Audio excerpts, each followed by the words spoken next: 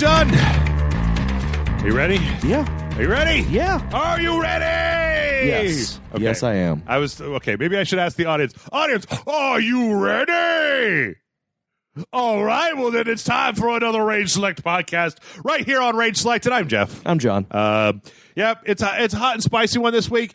We have a real. It's actually cold and mild. No, outside, sir. like out the weather. Yes, the weather outside is frightful, but in here it's so delightful. We've got a very Katy Perry show for you this week because it's hot and cold. We've got a lot of ups, a lot of downs. It's like a roller coaster mixed with an EKG machine, and somebody's going to throw up. And I'm not even going to say who. It's probably going to be me. Could be one of you guys. Could be one of us. Could be anybody. But statistically speaking, somebody's going to throw up while you're listening to this podcast. So there you go. Before we jump in to aforementioned news, John, what have you been up to recently? I gotta say that your impassioned my words are gone today, but your impassioned endorsement of the Umbrella Academy got me to watch the Umbrella Academy. Yay. And I really enjoyed the Umbrella Academy. Yay. It was 10 episodes. I thought it was like oh shit, this is what everyone, because you know what? Okay, I've been on this show multiple times talking about how the Marvel Netflix shows always have these character things where I don't care about the characters, and I cared about every character in Umbrella Academy. And I was like, if you could have written Karen Page the way that Ellen Page was written, I would have given a shit what happened to Karen Page. And what's great is it's already been renewed for a second season. Hooray! So, you know. Because, it does kind of have a bit of a cliffhanger ending. Yeah. It'd be a real shame if that was all she wrote, but I really enjoyed it. I thought it was good. As a fan of the comics, I really enjoyed it, and it's very different from the comics. Yeah. But still keeps the same feel and vibe that the comics had. So I'm all for it. I love it. It's great. I mean, if you got Netflix, go check it out. What the hell? Watch one episode and then stop watching it if you don't like it. Like, whatever. Though you'll probably like it. Yeah. But yeah, as far as like what I've been up to. You've just been sick? Yeah, I've been sick. Like last week, I said that, on my personal podcast, we were going to talk about Umbrella Academy, and that podcast didn't happen. Too sick? Yeah, no, I was bedridden for like 2 or 3 days, so that's fun. Yeah. And apparently in a NyQuil-induced coma or haze or whatever, I bought the complete series of Murder, She Wrote on DVD. I saw that. Yeah. Yep. Yeah, I'm pretty excited about that. Now you're getting your Jessica Fletcher on, huh? Yeah. I was telling Amanda that when I was a kid, you know how they used to, I don't know if they used to do this when you were a kid, but they had I was talking like when I was like 4 or 5, these little notebooks where you were supposed to write like what you wanted to be when you grew up, what your favorite color was. And I don't know what it was, but when I was 5, I was like super into Murder, She Wrote. Yeah. And I was going to marry Jessica Fletcher and become a detective myself when I was 5 years old. I was... See how well that worked out. I was going to be a basketball playing rapper I was going to be a basketball player, but also I was going to be a rapper like Vanilla Ice. There you go. So I was going to be those two things when I was like 5. If you mixed Michael Jordan and Vanilla Ice together? Yeah. Wow. Oh, You'd man. be unstoppable. If that had been what I turned into... Yeah. And what's most amazing is now I neither play basketball nor really listen to rap. Yes, but symbolically... Or hip-hop. Symbolically, you're both a rapper and a basketball player. Like, in your heart, though. No. In my heart. You may do podcasts for a living, but then, like, in your heart. Podcasts are like my spoken word. Exactly. Raps. Mm-hmm. And... you dunk on all the news of the weekend.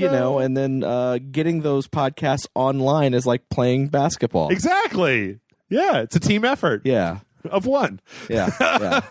Something like that. Sure. But yeah, no, I bought that. I haven't watched anything from it yet because I literally just got it in the mail yesterday. Okay. But I was like I wasn't like I was planning on buying it, but I was going to wait and then just in my NyQuil-induced haze, I guess I just decided, fuck it, gonna buy it, and then bought it, and then woke up and like checking my email. I was like, wait, did I? The fuck did I do that? Don't ever put things in your Amazon cart when you're drinking or on drugs because... but I'm okay with it. I got the complete series. I got the 4 movies that came after the complete series. Jesus got Lord, the whole thing. I can't think of a better, gift for you. The only reason I wouldn't buy you that for your birthday was because I just assumed that you already owned the complete Murder, She Wrote at some point. Yeah, now all I need to do is find a way to get the complete Simon & Simon on DVD. Man. Well, I watched the complete series of that time that I got killed and turned into a slime or whatever it's called okay. on Crunchyroll. Yeah, an anime. Yeah. I was watching. I just don't have anything to binge right now, and I finished watching Mob Psycho 100 last week, and was just like, what else you got, Crunchyroll? And I was like, ooh, this. I'm not really a big fan of medieval anime because it's, I don't know, it's just, I don't like medieval stuff as much. Yeah. But like, I like this show. It's kind of one note. It's kind of just the same thing over and over again. People think that this guy's just a slime, but actually he's very powerful and nobody can destroy him. And it's like, okay, I can just watch that happen over and over and over again. I'm cool with that. So yeah, if you got Crunchyroll, I don't know, check that out. If you got YouTube, on the other hand, you can check out that new Detective Pikachu trailer. Yeah, that trailer's awesome. It's a lot more bombastic than the first one. There's hella Pokemon in that trailer. Yeah, they're all creepy looking too. You think so? I don't know. All the realistic Pokemon look fucking creepy. Yeah, you think so? I mean, I love it. I love that they went for it. Yeah. That they just went, fuck it, let's go super realistic. And don't get me wrong, some do look really cool looking realistic, but some don't. Yeah. Like some just look weird, like the thing with the giant tongue. Mm-hmm. It just looks weird. Also, there's like I can't remember their names because I'm not a huge Pokemon person, even though I play Pokemon Go and other stuff. But like, it's just there's Pokemon that are like, how did this get turned into that? You know, kind of thing. Like it's like all cutesy and everything, and here it's like horrifically, you know, it's like a goddamn monster. Monster, yeah, yeah. But you know what? This trailer looks 100 times better than it has any right to be, and I can't wait for this movie. It's so weird because I'm not a Pokemon guy, but like I would go watch this movie. Actually, I don't know that I would actually pay money to go watch this movie in like the theater, but I would definitely watch it on Netflix. Oh, I am on 100% on board seeing this in day theater. One. Yeah. I don't know. Also, I mean, Ryan Reynolds, man, like. Poor Ryan Reynolds spent like a decade not doing anything, and now he's just like all over the place. Now he's everything. Yeah. So yeah, I don't know. I mean, like, I'm not the biggest Pokemon guy in the world, but this seems like it's got appeal beyond Pokemon. Like it's not just like it's not like the fact that it's the Detective Pikachu story, so it's not specifically about like I want to be the very best battling Pokemon. Like they looked at it and went, what would be the most entertaining story to tell? Right. For everyone, for someone who's never heard of Pokemon. Yeah. And it turns out Detective Pikachu was a good starting point. Yeah. I mean, I don't really know in the trailer I don't know how much I agree with the whole it's an international sensation, but hey, Pokemon certainly is. So yeah. Also, there was a trailer last week for the Dark Phoenix, and we looked it up, and apparently they're letting the same guy that wrote X-Men 3: The Last Stand write and direct this Dark Phoenix movie. It's like, you know, comic book movies, specifically the X-Men comic book movies. Yep. You know, it's a wonder that they got made, and the fact that they were able to do one of the biggest X-Men stories, the Dark Phoenix saga. Right. And they fucked it up the first time they did it. And now they're giving a chance to do it a second time. And everything I'm seeing, from the name of who's directing it, the trailer, the stills, the everything. Yeah. It looks like they're fucking it up a second time. What's weird about it is that it actually looks an awful lot like X-Men 3, X3, The Last Stand. It's like, why would you just do the same thing again? And also, can I just as briefly, like, I'm no comic book expert, man, but I am very familiar with the quote unquote Dark Phoenix saga. And okay, look, the Dark Phoenix saga is like dropping Bucky in ice or like killing off Jason Todd. Like, it's an iconic thing for that particular thing. But let's not all pretend like then in the years following Jean Grey getting killed that the Phoenix has not been misused and abused and put into dumb situation for dumb shit. And sometimes it's a good Phoenix, and sometimes there's a dark Phoenix, and sometimes it's just some chick that's in Excalibur from the future that has the Phoenix Force for some reason. Sometimes it's split into 5 different mutants who basically almost destroy the Earth in the process. Yeah, the Phoenix Force has been used and abused a bit. It's kind of like, I don't know, in a lot of ways to me, it's like one of those comic book things that they just like you remember before Venom got really big and it would be like, oh, if you have a failing Spider-Man story, then you just like womp out Venom or Doc Ock or something, like, ha ha ha ha, it was me the whole time. And it's like, oh, the stakes have been raised just because it's like this big villain. Yeah. And I feel like the Phoenix Force was the same way, where it's like, oh, is Mr. Sinister not enough? But now the Phoenix Force is involved and all life is threatened. And it's kind of like throwing Galactus into it. Yeah. For the Fantastic Four. Yeah. It's one of those things where it's like, I mean, like, I'm not saying that you can't have good Phoenix stories,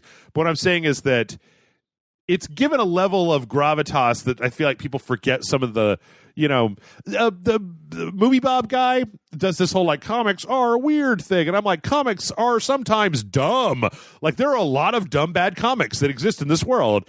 And sometimes these things get caught up in those dumb, bad stories. So, on the whole, X-Men movies are like 50-50 for me. Like, I like the first one and the second one. I don't like the third one. And I kind of like First Class a little bit. And Days of Future Past was like okay. Apocalypse wasn't very good.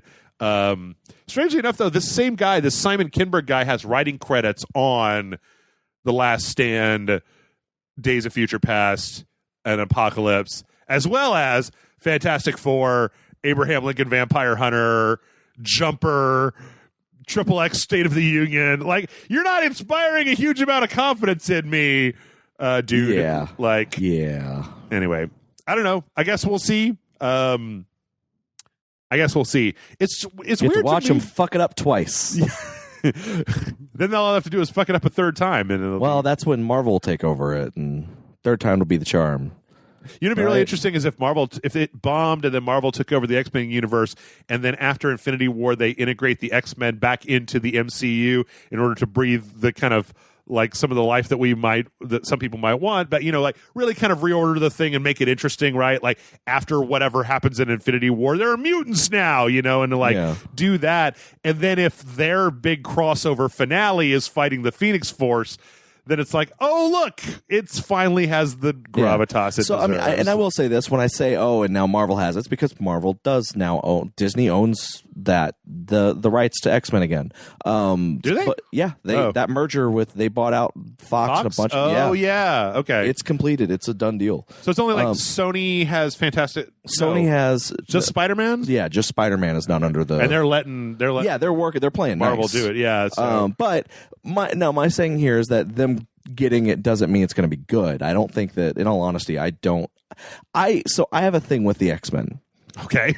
I love the X-Men. I think they're great. I think they're great characters. I feel like the way that the comics have been incorporated into the X-Men comics have been incorporated into the Marvel universe is fine. But I feel like to get a sense of what the X-Men need, they need to be separate from everything. Mm-hmm. Because even in comics nowadays, really, because how can you have this group of people who's persecuted because they're mutants when you have Inhumans running around and other people with superpowers that are not mutants? The society as a whole goes, yeah, those people are fine. Yeah, it doesn't really make sense.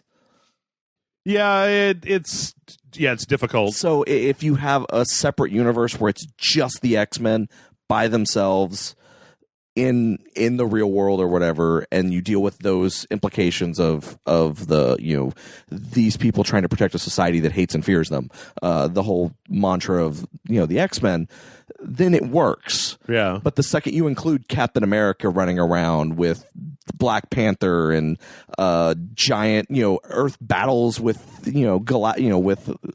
with Galactus and the Fantastic Four and Thanos and all that other stuff, it starts to be like, well, why would people hate them? That still doesn't make sense. Yeah. I mean, I can see it a little bit. Like, the X-Men were always had a little bit more kind of like, I mean, not the original X-Men, but I feel like as time went on, the X-Men had a little bit more like, oh, your power is fucked up. Like, you are just like strong. You're like a werewolf for some reason. Or like, you got some freaky weirdo acid trip powers. And that, like, Captain America runs around. That was Grant Morrison. Right. Captain America runs around with an American flag pasted across his chest. and you guys all hang out in this weird school, like trying to learn how to not kill people with your weirdo fucked up powers, and that guy's jaw is energy for some reason, and like what? I don't know. I think you can have both of them, but I do agree that there are some holes there that needs to be filled so in. I mean, I'm perfectly fine if Disney wants to keep the X-Men as their own separate thing. Yeah. But if they do integrate them, that's cool too. Fine, whatever. I'd like to see how they do it. But there's that. Let's just bring in the Sentry. Just fuck it all up. Fuck the whole thing. I actually hope they never fucking bring Sentry into the cinematic universe. I never want to see that character in live action, cartoon, or anything that is not comics. Yeah. And even then, I don't even want to see him in comics.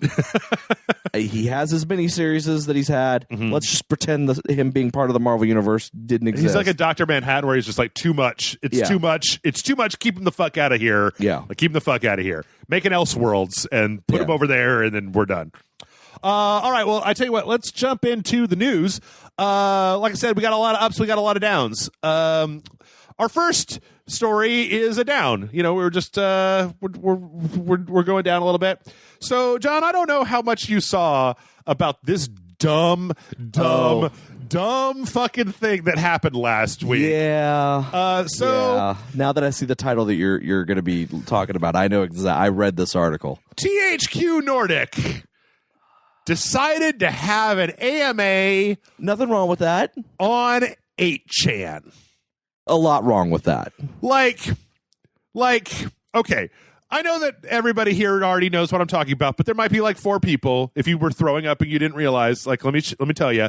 So 8chan is the board where, like, when 4chan started being too PC for some people, 8chan was created, where there was literally zero policing. Like, I remember when they made 8chan, and it was like, well, we're not even going to kick the horrible, like, I want to stab that woman in her private parts people off of here. Like, it's just going to be the wild fucking West where you can do whatever the hell you want to. Jim Sterling made a really good point. If you read an article that said EA to host AMA on 4chan, you would be like, what? And this is the same thing, except it's like, double what? Like, if you wanted to score internet edgelord points, you could have had your AMA on 4chan, right? But no, THQ Nordic decided to have an AMA on 8chan. And it went very badly. Oh yeah, no, it was a shit show. It was like, imagine how badly you think it went. It went worse. It went worse than that. Like somebody posting. I saw one thing that was like a picture of like 2 busty anime chicks with like a big guy behind them, like grabbing their boobs. And with somebody asking the question, like, where them anime titties at? And, like, the person who was running the AMA's response was, well, it looks like you already have them, lol. And, like, somebody else asking something about anti-PC something or something. And the person was like, oh, that sounds like something that would be in our next game. And it was like, what are you doing? Like, you are not prepared to do what you think you're doing here. Like, this has to be, okay. Again, I'm cribbing a little bit off of Sterling here, but look, there are 2 scenarios here. Either the person who set this shit up knew what they were doing, which means they're bad at their job and should be fired, or they didn't know what they were doing, which means they're bad at their job and should be fired. Like, there is no way that this sentence should never have existed in this reality. Yeah. THQ Nordic hosts AMA on 8chan. Why? Like, there was even a tweet before it came out that was like, we don't even know why we're doing this. And it's like, yes, you do. I mean, well, actually, I'm still trying to figure it out because, like, why did you do this? Did you think it was like one of those, we're all just going to be saying THQ Nordic now for 5 minutes and, like, you did something stupid so that you could then apologize and there would be a whole news cycle where you got your name in the news cycle? But, like, why? Like, what? You guys released DLC for Darksiders 3 this week. Like, maybe have a press announcement about that? I don't know. It's baffling to me. Yeah, no, I don't. I don't understand. I don't understand why you would do this. I mean, like, on Reddit. Have an AMA on Reddit. AMA, that's where most AMAs happen. Hey, you know what? Twitter. have an AMA on Twitter, do a Twitch live stream, and show off the Darksiders 3 DLC, and then do that. Like, there's just no scenario in my mind that lines up that makes me think like somebody was just like, fuck yes, we're going to have an AMA on 8chan, woo! Unless you didn't know what 8chan was, but then if you didn't know that, then why would you have an AMA there? Yeah, it's like, my thought was like, did they think 8chan was 4chan? And then, even then, that's not... Like, one of the guys came out... How do you not recognize an 8 for a 4? And said that they had, like, a moderator that said that they were going to keep anything, like, really gross out of the AMA. Of course that didn't happen. And then, like, that didn't happen. But, of course it didn't happen. Like, I don't know.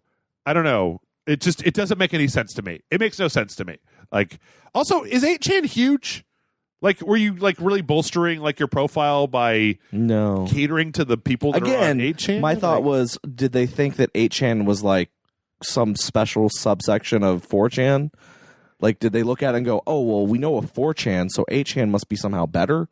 I mean, like, because it's a higher number, it's double the 4chan. You'd think so, but like, but if I were any company, yeah, and even if a representative from 8chan, like someone who had something to do, some official capacity at 8chan, yeah, contacted them and said, hey, we'd like you to have an AMA on our platform. Because, like, I'm just saying, if that happened, sure, any company should go, let me go to 8chan real quick and see what kind of... Let me Google 8chan real quick and see what I can come up with. Let me look at this and see if this is a place that would be valid for our... Yeah. Because you don't just take someone at the word. Because that was also the thing that I thought I read about this, is that someone approached them yes, and said, we would like for you to host an AMA on 8chan. Yes. And my thought is, you should have done your fucking due diligence. Right. Which again, doesn't need to involve like 8 weeks of research. Like, you could go to Google and type in 8chan and then find out what the fuck is going on over there. Or go to the website and look around for an hour and a half and find out what the fuck is going on over there. So kudos to you for being stupid, THQ Nordic. That was a real dumb move, and I hope you fire that guy, even though we're all going to forget about him next week. All right, that's down. Let's go back up again. Whoa, Nintendo Direct! Yeah, Pokemon Direct. Pokemon Nintendo Direct. That's right. We found out finally about the actual, not that Let's Go Pikachu or Let's Go Eevee wasn't actual, but like this is like the, the for realsies like port of the mobile Pokemon to, or not a port, but a new game in that style. The new hotness for Pokemon, right? Like a full on game. I mean, I'm okay. Let me just collect my thoughts here real fast. Like, there is a complexity to what goes on like the DS versions of Pokemon that is not the same as what's going on Let's Go Eevee, where you're just throwing the thing at the TV. That's what's happening. But yeah, so we got a trailer and we got some information, and I mean, like, it looks like a Pokemon game. Yeah, it looks good. Yeah, I mean, it goddamn well better. I mean, there's a bunch of cartoon monsters. But yeah, I mean, it looks like what you would imagine like the grown-up console version of a Pokemon handheld game would be. Yeah.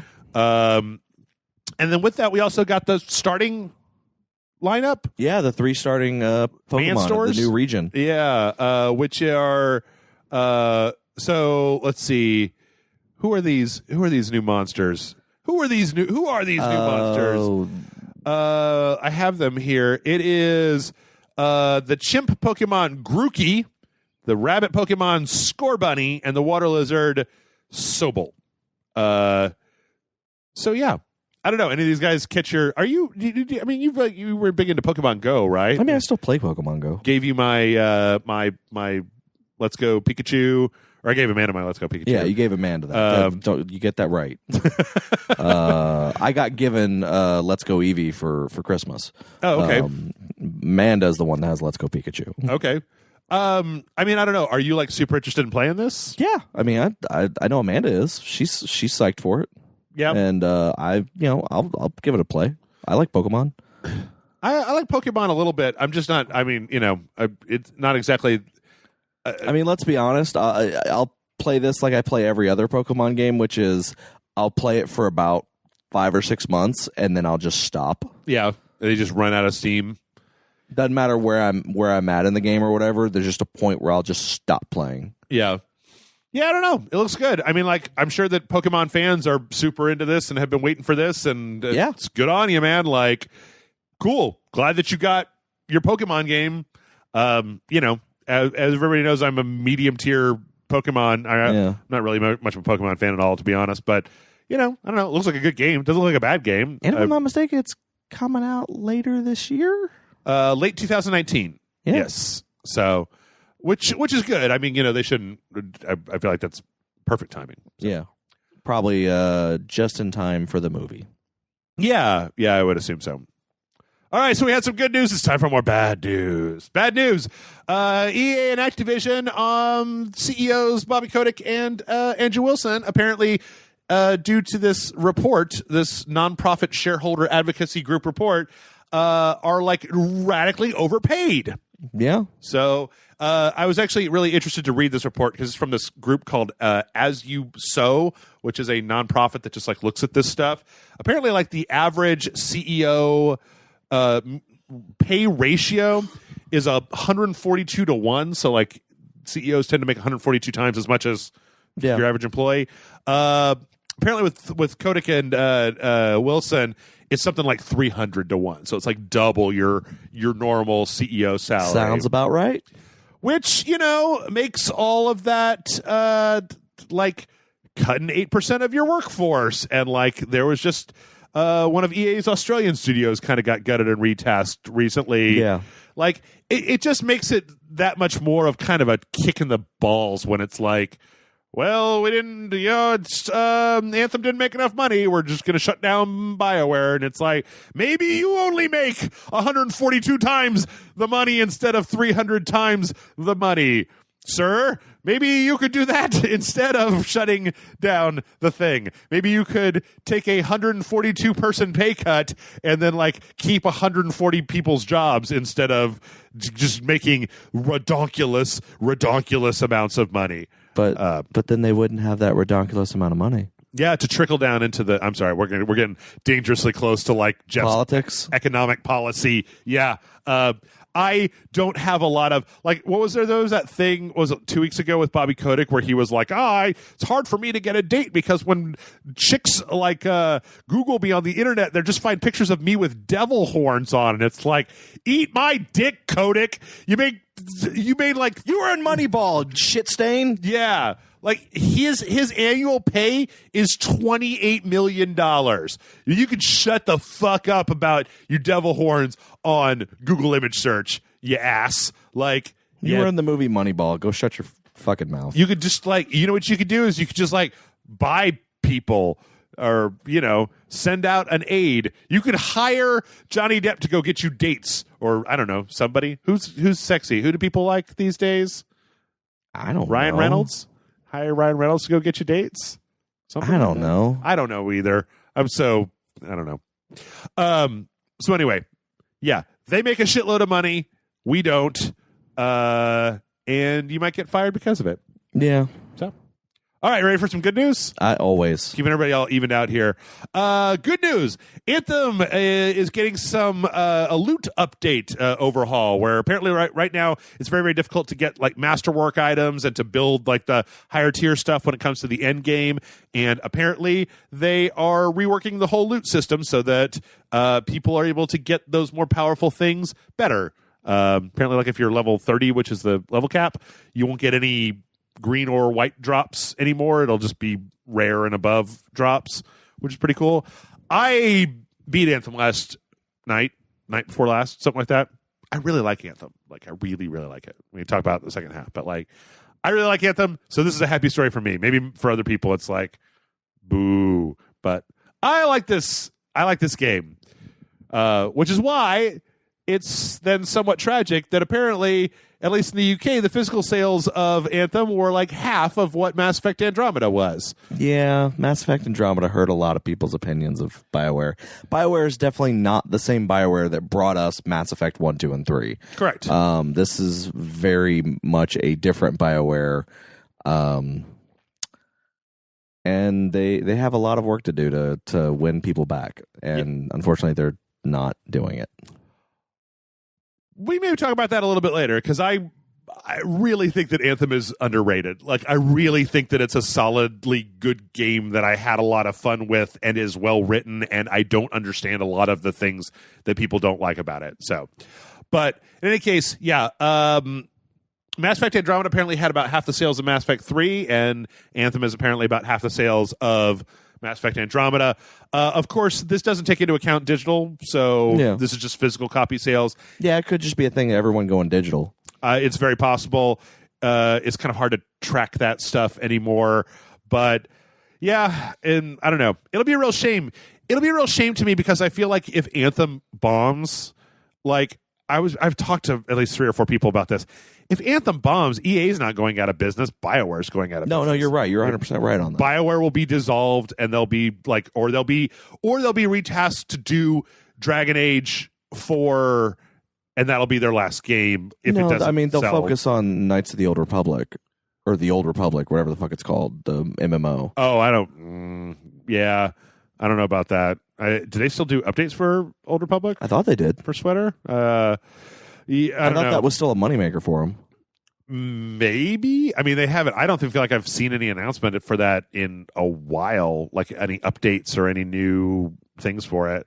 I don't know. It's kind of a shame to me, because I really think that Anthem is a very solid step back in the direction of putting BioWare into a place closer to what I like about that company. Yeah. Like, I think the storytelling in Anthem was way better than in Mass Effect Andromeda, and I've seen a lot of reviews out there that just simply say the words, well, the story for Anthem is garbage.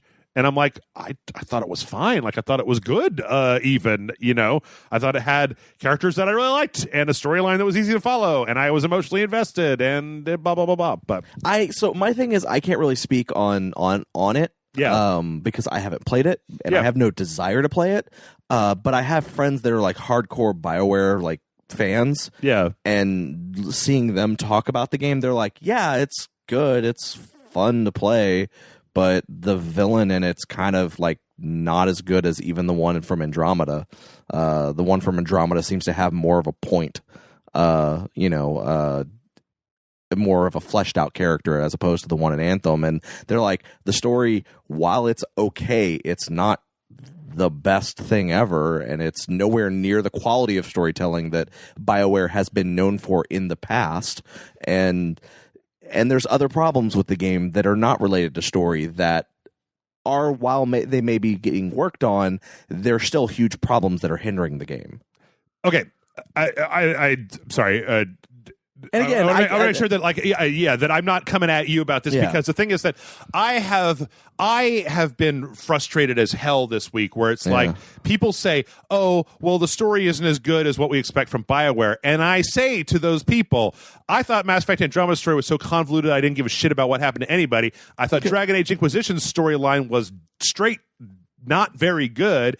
I thought that Mass Effect 3's storyline was like historically lambasted about pick which color you want by the end of it. Like, there was some stuff in there that was good, but there's stuff that's good in all those games. Like, I mean, the villain for the Monitor, the villain in Anthem, is not the best villain that I've ever seen in a storyline. But on the other hand, like, the Reapers aren't exactly a super fleshed out, like, character. They're just a big bad force that's happening, right? Like, the story for Mass Effect was you have to get a force together to defeat the giant space robots, not like it's not like the space robots have a guy, or like, who was the guy from Saren?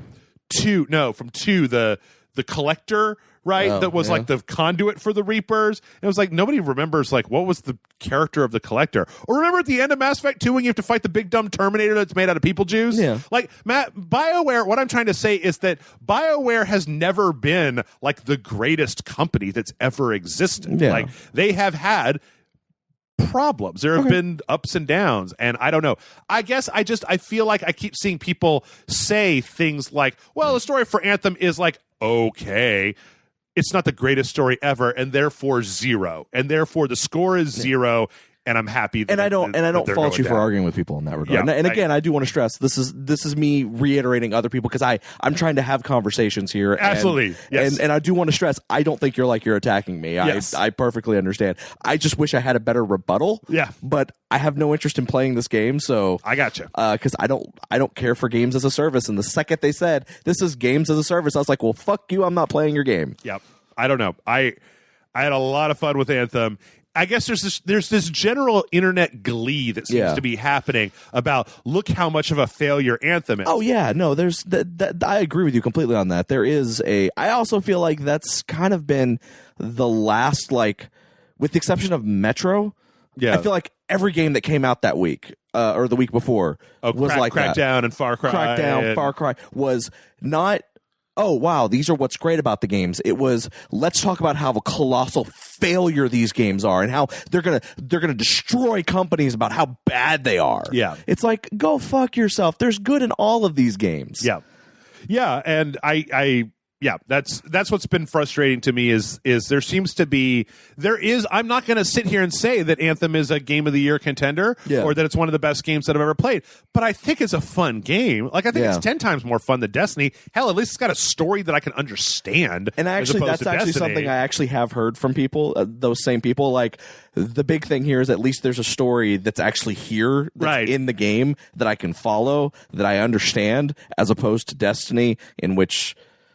Yeah, had none of that. And like I've seen a bunch of like gleeful comparisons of Anthem to Fallout 76, and I'm just like, it is not in the same category as Fallout 76. Like Fallout 76, we didn't even tell the story of the guy that got banned because he just collected too much ammo, and so the server flagged him as being a cheater and they banned him from the game. I mean, like Anthem didn't have the nylon bags or you know, like asking people to write essays for why they should where be. I'm sitting, Fallout was released not only broken, but like broken with like negative effects attached to everything that was attached to it. Yeah, Anthem is at least playable. It is not a broken game. It has problems that need to be addressed. And from what you're saying with the patch that they're going to be redoing the loot system, the day one patch that worked roadmap. on the day one patch that worked on the load times, which apparently they're still not as great from what I hear. Nope. But they're working on trying to fix it. Yep. At least they're working on it, and that's at least playable. Whereas I still feel like Fallout 76 was an unplayable mess. Yeah.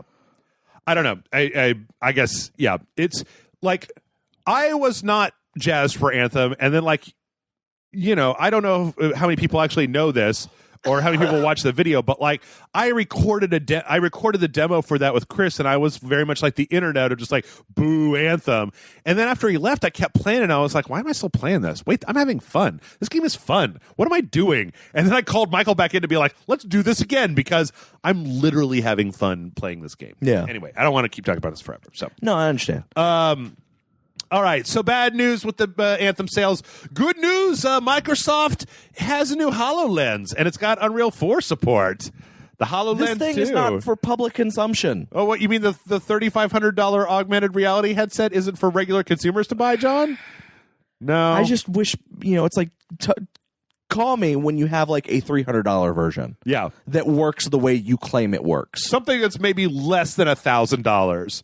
Obviously this is being marketed to like industrial. And I swear to fucking God, if there's another E3 with a HoloLens segment in it. Well, apparently the field of view is way bigger, so it's not just like a strip in the middle anymore. Apparently it's lighter, it fits better, and all these things. I mean, it is still $3,500.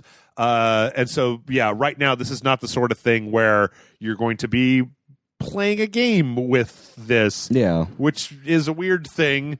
I guess maybe it's not so weird when you consider this isn't the Xbox HoloLens. This is Microsoft, who does make like other products, right? So, but I just remember that Microsoft was trying to poise this as well. Sony's got their PSVR and PCs have their VR. Well, we got HoloLens. Yeah. And it's like, but how does HoloLens affect the Xbox? Oh, it's too expensive for that. Well, because they had that whole E3 where it was like you could see all the Minecraft or whatever, like in the world. I don't know. Bad news, though, is that apparently a group of Microsoft employees have put together like a petition that says that like Microsoft took on a $100 and some odd million contract from the Department of Defense for potential integration of HoloLens into military applications. And some Microsoft employees are not happy about that. They don't feel that they should be doing work that's going to be then applied to military applications. Microsoft has issued a response that basically says like, hey, if you don't like that, you can like transfer to a different department. We don't want to force people to do this shit, but like they have not walked back on that at all. They're not gonna. Yeah. Anywho, so good news, new Microsoft HoloLens. Bad news. Devotion, the sequel to Detention, not sequel, same company that made the horror game, the Detention. Taiwanese horror game, company. Their follow-up game, Devotion, has been delisted on Steam. Oh no! So here's a weird thing that happened. Apparently, inside of the game, there was what was it? There's like a series of dots or something on a poster in the game for what is known as a Fulu talisman. Characters dotted along the edges of the design say what roughly translates to Xi Jinping, Winnie the Pooh moron. Now, I don't know if you know this, but Xi Jinping, who's the chancellor, president, fucking head honcho of China, he's a kind of a rotund fellow, hates this comparison to Winnie the Pooh. Like, if you try to do this in anything that releases in China, they will censor it. Like, if you try to, like, when Tencent was trying to buy a stake in Reddit, Redditors didn't like that, and so they started flooding every subreddit with this meme comparing Xi Jinping to Winnie the Pooh. So apparently this was in the game, and when Chinese audiences found it, they review bombed the game. Now, the company says that this was a placeholder thing that wasn't taken out before the game was released, that it was supposed to be just like looking for memes to put on stuff, and that they just didn't take it out. I don't know if that entirely tracks. What tracks more is that they probably were using a lot of independent contractors, and somebody who was just doing a model contract fucking slipped that shit in there. I think we've seen that a whole bunch of times where outside contractors put a bunch of shit in your game, and then you don't even know it's there, and then suddenly it's... And you don't even know who did it by the time it gets found. Yep. So they actually delisted their own game, and they put out a quote because they said that there's also some crashing bugs that were in the game. So they pulled the entire game back to basically do a QA redo through the game to try to fix some of these crashing bugs, as well as to take this thing out of the game. Well, I can respect that. Yeah. Really sucks because I kind of wanted to have it on the show, but I didn't pull the trigger to buy it fast enough. And now it's gone. I went because all I could find was a soundtrack, and I was like, "Where the fuck is this video game? Like, I know it exists." And then I was like, "Oh, yeah." Well, now you know. Now you know. So bad news, everybody. You can't play this game. I'm sure it'll be back on Steam. Oh yeah, no, definitely. I'm sure it'll be back on Steam. Good news, though, while you're waiting for it to come back on Steam, if you don't own Hitman 2, you can now play the entirety of the Hawke's Bay mission for free. The very first mission of Hitman 2 has been basically released as a demo for the game. So Hawke's Bay... Just like they did with the first mission for 1. Right, except the difference being that Hawke's Bay is like a full-on... mission and not a tutorial? Well, okay, it's about the same size as like the rocket or the KGB base. Yeah. Except that the KGB base is made out of like cardboard, right? Because it's supposed to be like an ICA test that you're doing. Yeah. Whereas Hawke's Bay is like a big, beautiful beach with this very lush house, and there's like all this cool shit that you could do in the house. So like Hawke's Bay is a very cool level. I think it's a way better introduction level than the ICA facility was in Hitman 1. Like if Hawke's Bay had been the first mission of Hitman 1, I think Hitman 1 would have made a much better initial impression upon people. Because I mean, like, who wants to get the first level of a game you've been waiting for? And, everything's made out of like cardboard and magic marker, and you're just like, no, I get what you're saying. Okay. But yes, so if you want to do that, you can do that. Bad news. Street Fighter V on the PC for some reason is dropping like its official direct input support, which means that if you're using like a PS4 controller or like an old stick or whatever, you're going to have to like go back and reprogram that shit through Steam. Like you have to, it's using the Steam input thing. So it's like that thing's never worked right for me. Yeah, I mean, I've had it work a few times where like, you know, if you plug an Xbox 360 controller into Steam, it's like, hey, cool, great. Like if you plug a PlayStation 4 or even like a Switch controller into Steam, it's like you have to go into like big picture mode and then go to the controller setup option and then like use that. And then it's like when you get in, apparently once this happens, when you get into the Street Fighter V, then you have to remap all your buttons inside because it doesn't automatically set them up. Yeah. And like, I guess I can see that what they're doing here is they're just trying to like unify the control input across the board. They're like, boo, what a pain in the ass for a game that I already feel like has a giant pain in the ass. Like every time I talk about Street Fighter V, I'm like, Street Fighter V, pain in the ass. Yeah, yikes. So, and guess what? Guess what, John? What? That's the last of our bad news for right now. Oh, so we got nothing but good news leading all the way up. Good. That's good. Yep. Including, as not to leave just Capcom with nothing but bad news, Resident Evil 2 shipped more than 4 million copies. Congratulations to them. Yep. Well worth it. Resident Evil 2 remake. Game was great. Yep. Apparently, that puts the entire Resident Evil series at 90 million units shipped. Wow. Which is close. It's within striking distance of the 100 million units milestone, which would put it in the same category as IPs like Mario, Final Fantasy, Pokemon, and Sonic. Apparently not even Zelda has hit 100 million over its lifetime. So like, go Resident Evil. And you know what? I couldn't be happier. Like, I love the fact that Capcom started doing not shitty shit. And then we were like, good. Yay. Go Capcom. Make more of this. We would like more of this. What franchise should Capcom bring back now though? Because they brought back Resident Evil. They got Street Fighter. They got Devil May Cry is coming. Is it time for Bionic Commando? Bionic Commando would be a pretty good one to bring back. I guess people weren't super hot on the Ultimate Marvel versus Capcom. Final Fight. Ooh, Final Fight. Yeah. Yeah. UN Squadron. Boom! Done. Speaking of Resident Evil, the Resident Evil Remaster, Resident Evil 0, Resident Evil 4 are all coming to the Nintendo Switch. Nice. No physical copies, but they're going to be available May 21st as digital downloads, with pre-orders starting as early as today, as if you've seen this. Sweet. So, yeah, if you are looking to get your Resident Evil on in a portable fashion, then now you can. Yeah. Yep. I think Resident Evil 4 would be the only one of those that I would like really be pushing for, but kind of sucks though that Resident Evil 2 didn't, Wow. It's not on Switch, but yeah. Well, didn't they? But they released 7, but it was that streaming thing, right? Where it that was only in Japan. That only in wasn't- Japan. Yeah, that wasn't here. Huh. I wonder how that worked. I'm gonna get a report from Japan. Hey, Japan, tell me how that worked. It was a cloud-based streaming thing, kind of like On Live or the PS Now. Yeah. It's just again, the reason they said they did that there and not here is because in Japan they have an infrastructure that can support it. That it can support it countrywide. Right. Like there's not anywhere in the country that can't support it. In the U.S., there are too many large areas that can't support it, so they don't even want to try it. Yeah. Right on. So, speaking of the Nintendo Switch is also getting that Final Fantasy 12 remaster port. It's coming to both the Nintendo Switch and the Xbox One, and there are throwing some improvements into that version that are more than the ones that are currently available on the PS4. Oh. So, will PS4 people be getting those improvements later? I do not believe so. Oh. But apparently they're going to be getting a thing called license change that lets people respec the party members' jobs.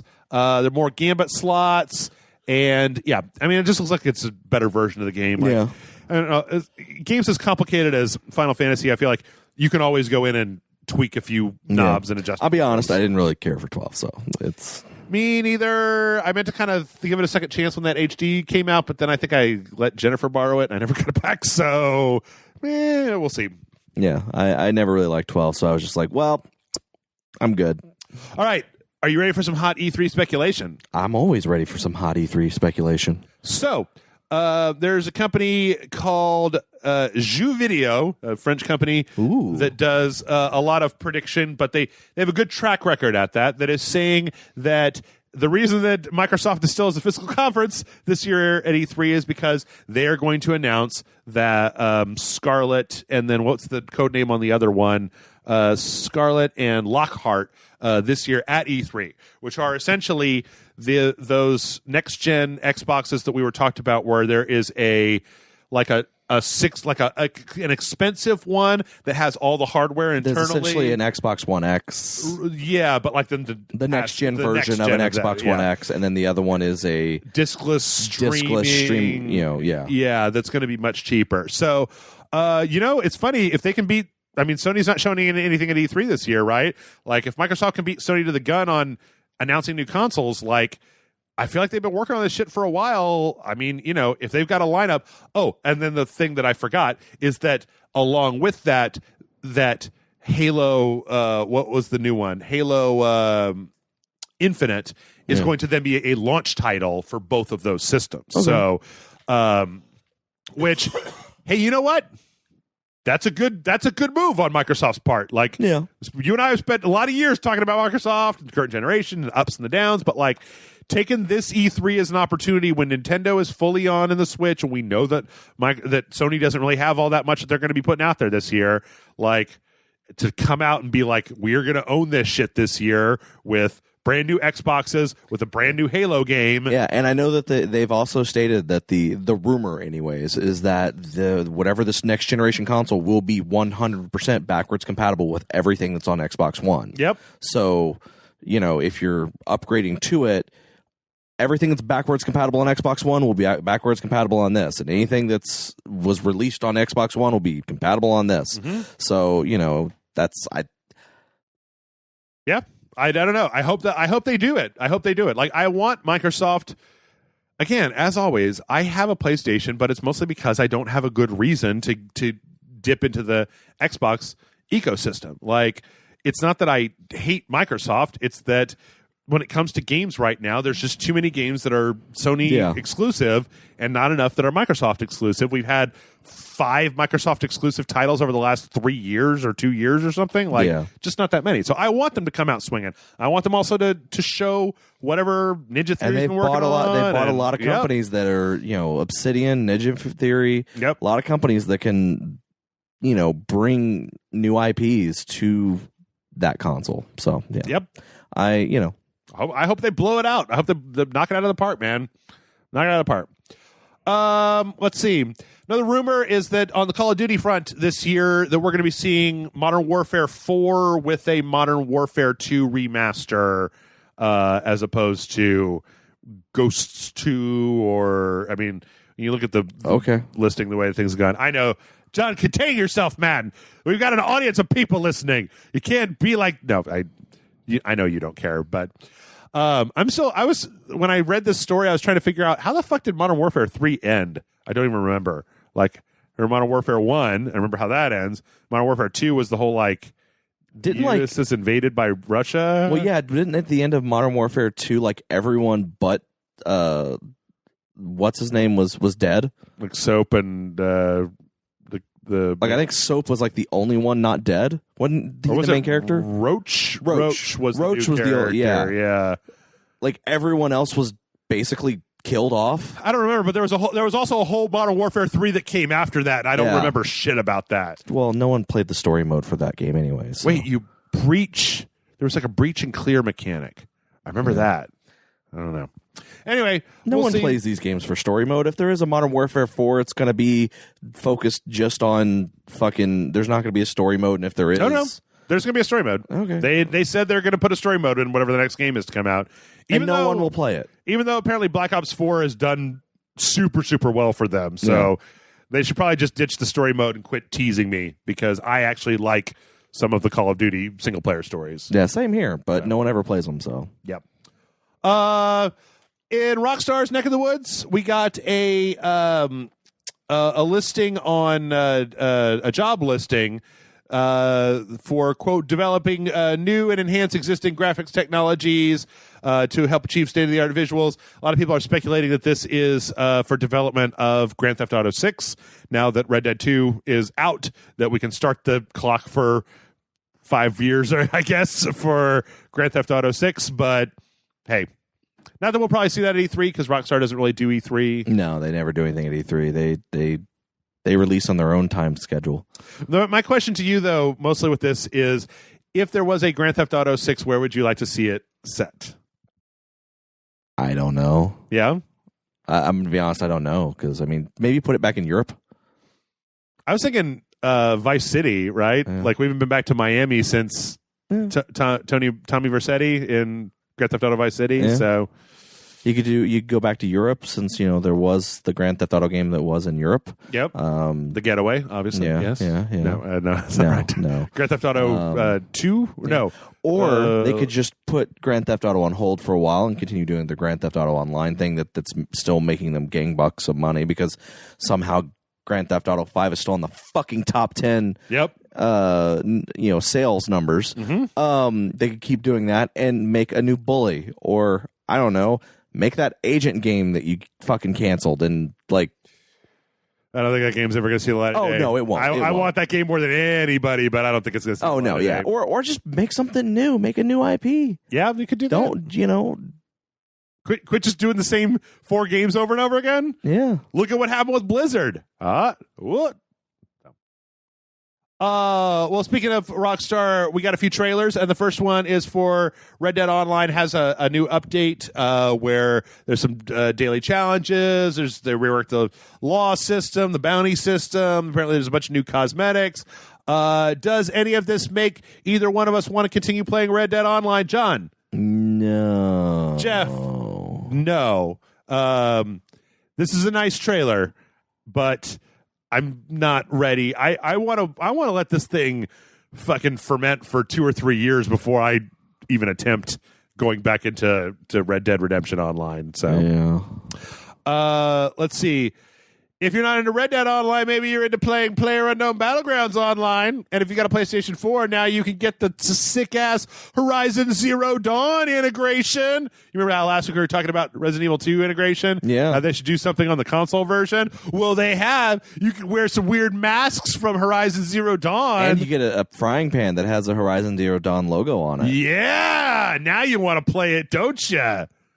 No, is the answer to that question. It's just they're just trying to stay afloat. Trying to compete with that. I mean, like at this point with Apex and Fortnite. Yeah, like man, I'd be interested to see. I would love to be able to see a graph of what the player count for PlayerUnknown Battlegrounds looks like. It'd be like, is it just that it like inches up a little bit, and then every time a new game comes out, it just goes down to the bottom and then kind of comes back up again? Well, hey, you know what? Maybe you don't want to pay for PlayerUnknown Battlegrounds. Maybe you want to play a free game. Maybe you want to play Warframe. Maybe you should play Warframe Series 1, The Wolf of Saturn 6. You can get your fucking sexy Warriors trailer on, where it's like this lady talking into the microphone. Apparently they're doing some kind of like... the impression that I get from this is that it's like it's a Fortnite-style progression thing where it's a season where the more you play, you get benefits for every level or things like that. Which is cool. I've thought about going back to Warframe. I know there's been a lot of comparison between Warframe and Anthem, strangely enough, but I do feel like they're somewhat different. Warframe's a lot grindier because it's free, but... So here's my thing, and this is the weird thing for me when it comes to Warframe, because I've never played it. I've never tried to play it, but every video I see of it, I don't understand what I'm looking at. Like the art style of the game, like I can't comprehend it. Well, it's very unique. It's got this weird biomechanical thing going on. Yeah, I mean, and I can tell you what it is. It scares me. A third-person action game with swords and guns and superpowers. Yeah, but I can't understand that. Yeah. So okay, fair enough. When I look at it, well, it scares me. John, you got every console. It's available for free on everything from the PC to the Switch. Just download it. Give it a try. I promise that it won't be super addictive and you won't want to play it forever. Probably. Much like I want to play Overwatch forever, which is cool because there's a new guy in town. We talked about it last week. Man, no moss on the Blizzard wheel. No. Yeah. Last week we talked about Talon, and this week we got Baptiste on the public test realm on the PTR, who's apparently a guy who was orphaned during the Omnic Crisis, and he joined Talon, and now he's like, did I do the wrong thing? Yeah, he joined Talon. He realized maybe I'm doing the wrong thing and left Talon and is a combat medic. Yep. So apparently he's got kind of like Anna, he's got a machine gun that heals when you shoot people with it, and then a kind of a grenade that also does healing. Splash damage healing. Yeah. He's also got some kind of aura that's kind of like Lucio's healing, except you don't have to be near him for it. It's like it activates, and then you just take that healing over time with you further forward. And his ultimate is like a giant field that like enhances all healing that you can shoot into and stuff. Yeah. Enhances all damage that gets shot into it. Okay. Somebody pointed out, I didn't actually realize this, that outside of Lucio, Baptiste is the second dude to be a medic in all of Overwatch. Yeah. I didn't realize, I forgot that all the other medics are women. So, but yeah, cool. I mean, like, I like Overwatch. Now I got somebody to play on that Paris map. So I go to Paris and play as Baptiste. Let's wrap it up with a few quick ones here. Let's see.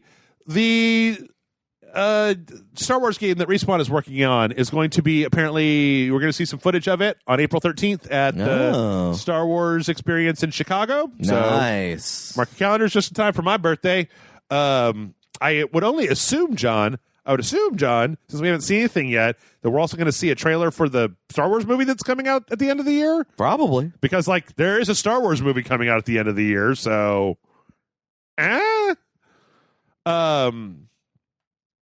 And for those of you that are enjoying Kingdom Hearts, Tetsuya Nomura talked about the potential for some story DLC coming to the game. Apparently there's also Super Hard is coming as a difficulty, which was left out of the game when it originally came out. Except he said in an interview that for that difficulty spike, he doesn't want it to just be like all the enemies are harder. He wants to actually like rework everything to make the game a little bit more of an organically harder experience. Okay. So sounds cool.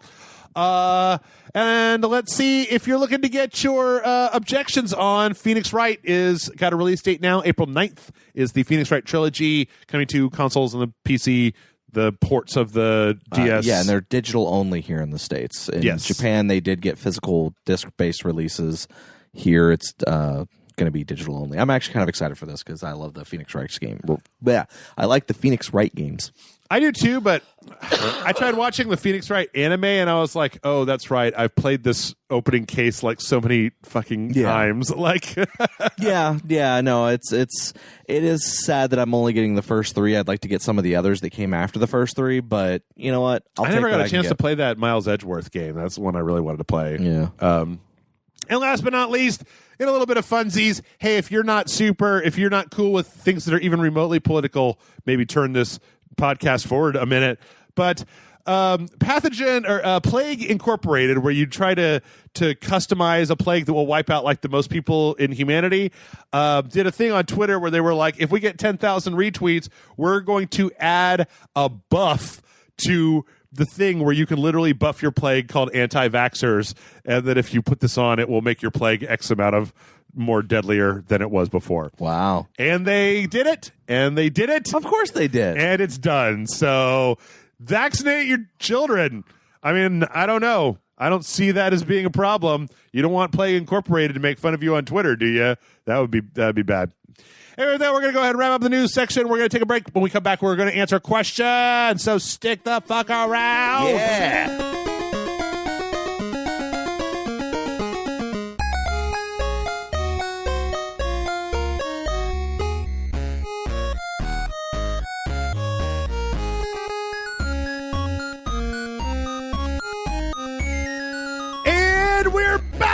What up, folks? And hey, you know what, John? We made an egregious omission from the roller coaster ride of the first half. I wasn't going to say anything. I call myself out. That's how hardcore I am. I don't even care. Johnny Cage is in Mortal Kombat 11, y'all. I mean, we knew he was going to be, but this fucking character reveal trailer was fucking bomb as shit. Like, this Johnny Cage makes me more excited to play Johnny Cage than I've ever been about Johnny Cage. Yeah. Like, I like Johnny Cage and everything, but, like, he looks like such a weird character now. Like, he's got the same kind of kicks and the punches and stuff, but then you've got, you know, like his... I don't know if that was like what that one attack was where he's pretending to be a mime inside of a box, and then when the person hits the box, that triggers like a counterattack. And there's the one where he hits him with the Oscar and it breaks. Oh, and yeah. He stabs him like pulling out. So I do know that Johnny Cage used to have an attack that was like he had his bone breaking attack or whatever was a defense thing. He could only do it when someone was attacking him. Oh, the X-ray. Yeah, the X-ray. Yeah. So it's a nice little kind of like change up for that. Yeah. I couldn't tell whether it didn't feel like that was the what they call like the mortal attack or whatever it is that you get once per match. But like throwing sunglasses, snapping flashes. I like the part where his body double comes out to hold the bat, and your his body enemy. double is wearing his outfit from like Mortal Kombat 9 or whatever. In fact, the thing that I love most about it is that his body double looks like, I don't know, like it's hard to kind of tell in this, but he does look like he looks different than Johnny Cage, right? And then the fatality. Yeah. Oh my god, this fatality where it's like he's trying to punch the head off like Mortal Kombat, but it doesn't work, and then it's like Mortal Kombat fatality, take 2, click, and he's like, "Where'd you fucking find this guy?" Which is a callback to his ultimate fatality, which in Mortal Kombat 2 Ultimate or 3 Ultimate, whatever, where basically he would do the thing where he would do the uppercut to punch his head off. Yeah, but he would do it like 3 times in a row. Oh no, that was from Mortal Kombat 1. Because if you kept doing it, he would do at least 3. Yeah, I remember that. Yeah, so I mean that's a callback to that. So he got 3 takes. Oh, okay, there you go. Yeah, I don't know. This game looks awesome, as you said before we came back. Like, can't wait.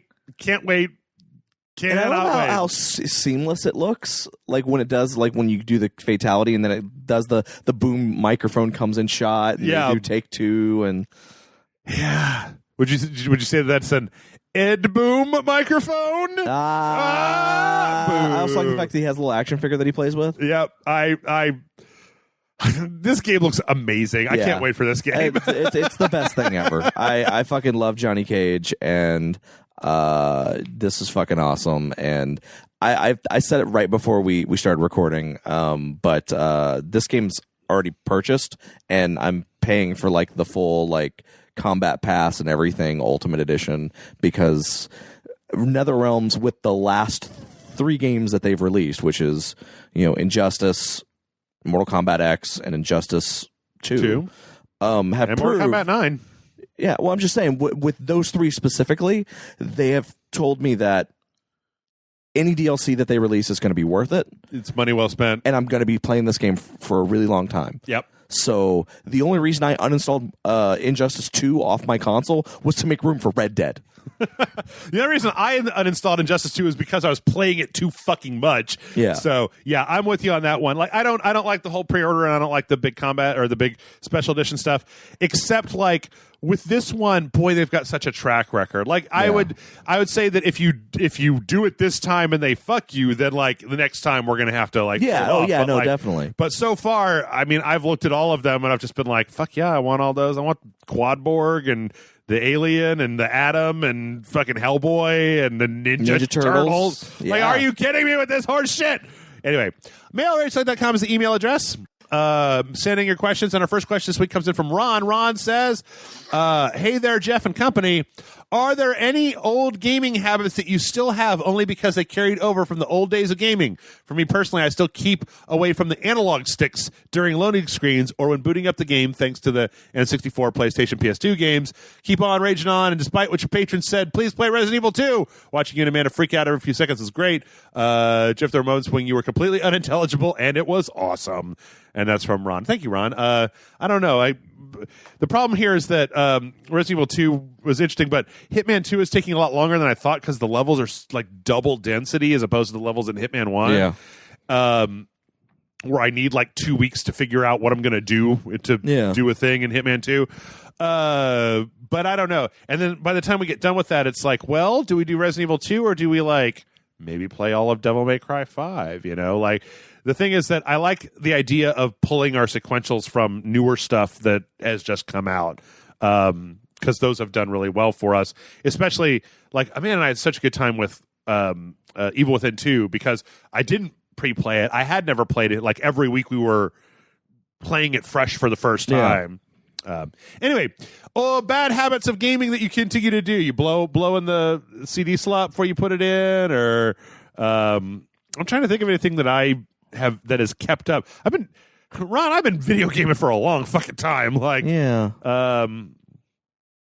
let's see here. I mean, I'm like, there's stuff that I have habits for Rage Select. Like I always check the gamma and the subtitles and stuff like that. But I'm trying to think if there's anything that I do. I always save my special weapons for the last boss. Yeah. Even if there's not going to be a last boss, or to the detriment of everybody watching the fucking video of Alan Wake, of the playthrough from Alan Wake. Yeah. Yeah.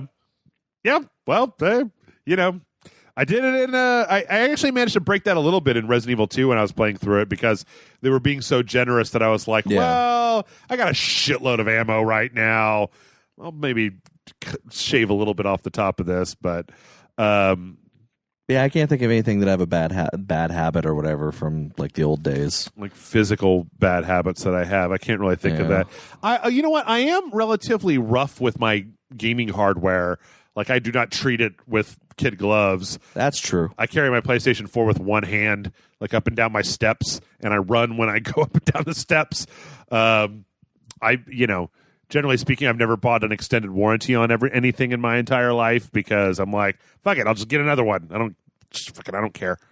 But no, I don't know that I have anything that I would say really kind of fits into that category outside of, I mean, like straight up gaming habits, or like things I do inside of the game. Yeah. I don't know. Let's see. Detective FDR writes in and says, "Hey, Jeff and John. I've had setbacks trying to make the comic I'm writing a reality, but thankfully things are picking up. So I wanted to ask you, as someone who is a content creator and worked for himself, do you have any advice on making your passion have monetary value? The comics I've written so far I'm proud of, but I personally don't want to print/sell them because I know as a comic reader I wouldn't buy it myself if I saw it in a marketplace. I'm hoping my future stories will have better quality, but I still have trouble navigating how I would market it if it was worth selling. Sorry if that's a confusing sentence, but I think you know what I mean. Anyway, thanks again. And that's from your fan, Detective FDR.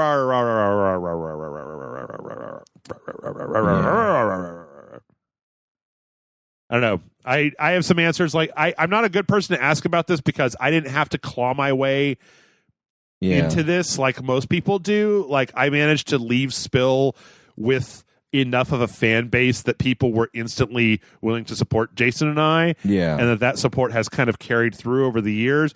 Like the amount of money that people give us on Patreon has kind of remained static. Like outside of a few people who have given very generously one or two times over the course of us doing the things, our general monetary input has been relatively flat, and that's been fine with me. I mean, like, obviously, I'd like to make more money. I mean, everyone wants to make more money, but considering the fact that this money, you know, it's different when like you want to raise from the nameless corporation, the faceless corporation that you work for, and when you have a list of people that you send an email out to every week that are literally giving their hard-earned corporate cash money to you. Like, what I can say though from your email is that you should, I mean, like, unless the stuff that you're doing is just really bad, there's a value to just putting your shit out there and seeing what happens. So, I mean, here's the thing, and here's what I'll say about it. As someone who has been, studied the comics industry or whatnot, right? If you don't feel comfortable putting if you're proud of what you've made, like if you're like, I am 100% content with what I have made here and I put my all into it and I think it's the best thing I honestly can put, and I think it is a good product, I just don't think it compares to the stuff that's out there on the stands right now. Mm-hmm. what you might want to look at doing is, if this is like a series of books that you're doing, maybe put the first one out like as a webcomic and gauge interest. And then if people, and just and be upfront, like, this first issue I'm putting up week by week, put it up, once a week as a webcomic to gauge interest. And if you can get an audience that way, then put it out as an actual like comic. I mean, hell, I know friends that actually wanted to do comics, and that's exactly what they did. But they put everything up as a webcomic, so you get the webcomic for free to read. They put it page up every once a week, right? And then at a certain point they printed it, collect it as a physical and sell it, and then they sold it to those people that were really fans of that comic and wanted the actual physical version of it. Sure. That's totally viable. If you feel like that's something that you can do, there's nothing wrong with doing that. Now, if it's something where it's like, I don't want to release it at all unless I'm making some type of profit on it, I mean, that's in all honesty, if you're doing the webcomic thing, that's why you have ads on your page. That's why you... Or a Patreon. I mean, you do set up a Patreon or set up like a coffee, an account with Coffee or Patreon or whatever, and then that way people... PayPal and people can free. Be like, set up a tip jar on your website that you set it up on, and then kind of go to... And I'm so out of the webcomic thing. Like, I used to be like hardcore into the scene of webcomics. Yeah. I don't even know if there's even a scene anymore for that. But because most of the webcomics, like during the boom of the internet of webcomics, they don't really exist anymore, a lot of them. And the ones that do, they're kind of off in their own little bubbles that... Right. They've been doing a weekly comic for 10 years, so it's become a weird thing. And this is not to put on what you're doing. It's kind of a situation where you're in, where they already have the audience, right? And they're making money off of that, and they're surviving off of that audience that they already had. Yeah, they're not really getting new audience. Yeah. Unless they branch out and do other stuff, like if you're a Penny Arcade or PvP, Scott Kurtz with PvP, or something weird like that, right? Because no one's going to be that anymore. But just putting it out there is, like I said, just putting it out there is something to do. I mean, if you don't think you'll make money off of it, or you don't want to, you're worried that it won't, just take some of it and put it online. So what I would say is, there was a part though that when you're talking, I don't know if you were cognizant or if I lost my point. No. I don't know if you were emphasizing this or not, but like, I would also really say that, like, as somebody, and this is different for everybody, but also don't let, because you said if you think it's like your stuff is really good and it's right where you want it to, but sometimes you just got to go. Like Kevin told me when I was having a hard time starting up the loading bar. Yeah, Kevin said to me, "Man, sometimes you just got to put it out there and see what happens." Yeah. Like sometimes, and in a lot of cases, especially if it comes to art, especially when it comes to art. Man, I know so many talented people who are so hard on themselves, and like a lot of people don't understand that a lot of the things that artists do to people that aren't involved with that art, it's like magical wizard stuff. Yeah. Like you can draw, people who can't draw are just like, what? Like it's a mind fuck, right? Like, and look at Extra Credits. Look at what Extra Credits has done with very simple art, right? Hell, look at Cyanide and Happiness. Yes, absolutely. Or what's that one with the like just line drawings? Oh, like, XKCD. Oh, not XKCD, but they've got like they're just like these weird esoteric abstract comics almost, where it's just like, look out, I hear that bird is dangerous, and it's just a picture of a bird with like a knife or something. Yeah. Where it's very pastel colors and stuff. Yeah, but that guy's, but anyway, like, put it out there. That's my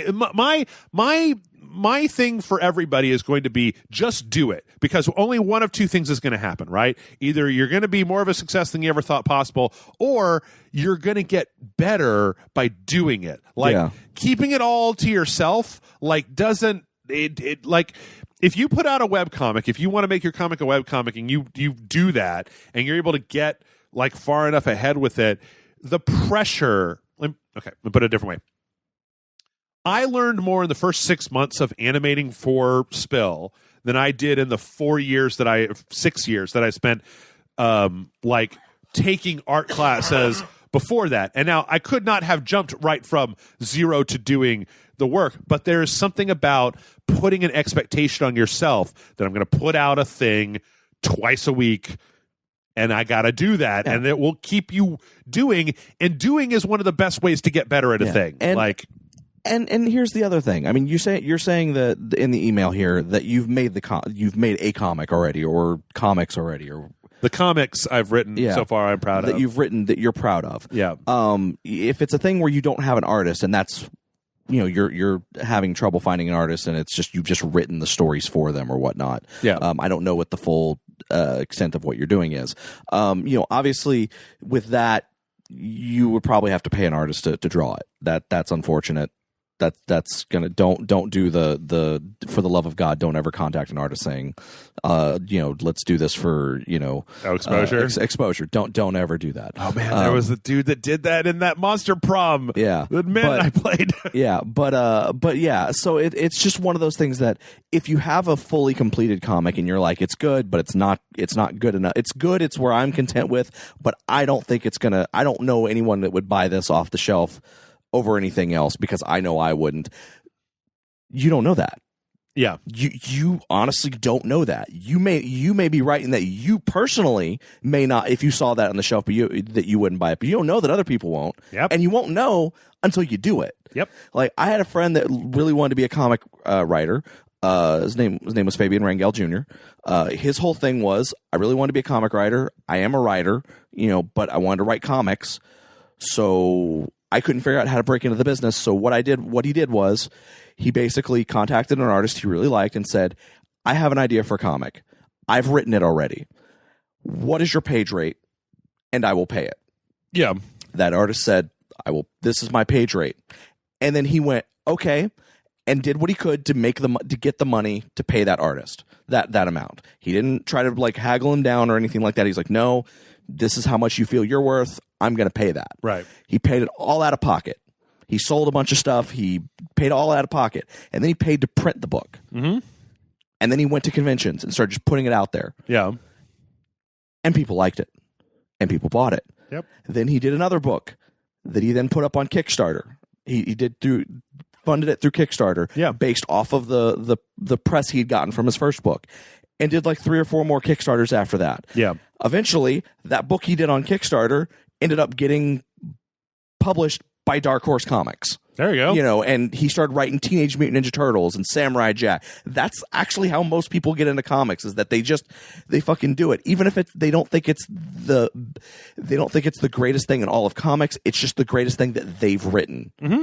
He wrote a story about a rooster that went around killing people. Mm-hmm. Just called Revenge Rooster, because he thought it was a funny idea, and him and another guy thought it would be great to make, and they made it, and then he published it. He paid for it to publish it, and he just kept doing it until he couldn't afford it anymore. Right. And he got lucky when that happened, and then he blew up outside of that. Mm-hmm. But sometimes you just got to take a chance, because if you're happy with it, most likely other people are going to be happy with it too. Mm-hmm. Even if you think, well, why would they buy this over an issue of, I don't know, Saga or just take your pick, anything, Spider-Man. Rat Queens or Batman or Superman. You don't know. There are people that buy all sorts of things. Yep. And all you can do is you can make it. You go to a convention or whatever, get an artist alley booth, and pimp it. Hey, you know what? I would even say. I mean, I think that they have their own artists, but I would even say, look at One Punch Man. Yeah. The original One Punch Man webcomic is. And my whole thing about the artist thing was I don't know if maybe he's saying, oh, I write and draw it and I do everything and I love. Maybe you're doing the full package. I don't know. And if you are doing the full package, even better. Just fucking. All I can say is, take a chance. Have it printed, and do it. Because, I mean, I'll even go as far as Geek Bombast. I had to pay for an entire website to get that online, the hosting for it. When we originally launched it way back in 2009. Yeah. Not 2009, but yeah, something like that. I had to pay for all of that. I didn't know our podcast was going to be good. And our first episode is recorded with one microphone, a shotgun microphone, sitting in a mason jar in the center of a table, and we're kind of all hovering over it, talking to each other. Yeah. We weren't listening. We didn't have headphones on to hear if it sounded good or not because we didn't have that equipment. Yeah. Like literally, it was what we thought we had a good idea for a podcast, and we did it. That episode's the most terrible thing I've ever heard in my entire life when I went back and listened to it a long time ago. But we did it. Yeah. And then we put it out there, and then people listened to it, and we kept doing it, and we refined, and over time we got new equipment and refined it, made it sound better, improved on it, and people continue to listen to it. And we had episodes that I thought people were just going to shit on. People loved them. So I mean, it's you just got to take a chance. You got to just give it a try. I mean, put it out there. That's really the whole thing, is that there's so many people out there in the world, and you may get static from some of them, but there are so many people out there. One of the greatest accomplishments in the history of your life will be putting your mind to do something and doing it. What is that quote that I see? I mean, you can attribute it to Rocky Balboa or whatever, but it's like, this thing that we call, it was in Parks and Rec, this thing we call failure is not the falling down, but the staying down. Like, just do it and keep at it and do what you want to do, right? And hey, you know what? Even if it doesn't ever work, it'll still bring you joy because you gave it a shot. Like, as long as you don't get hung up on the measure of success or failure.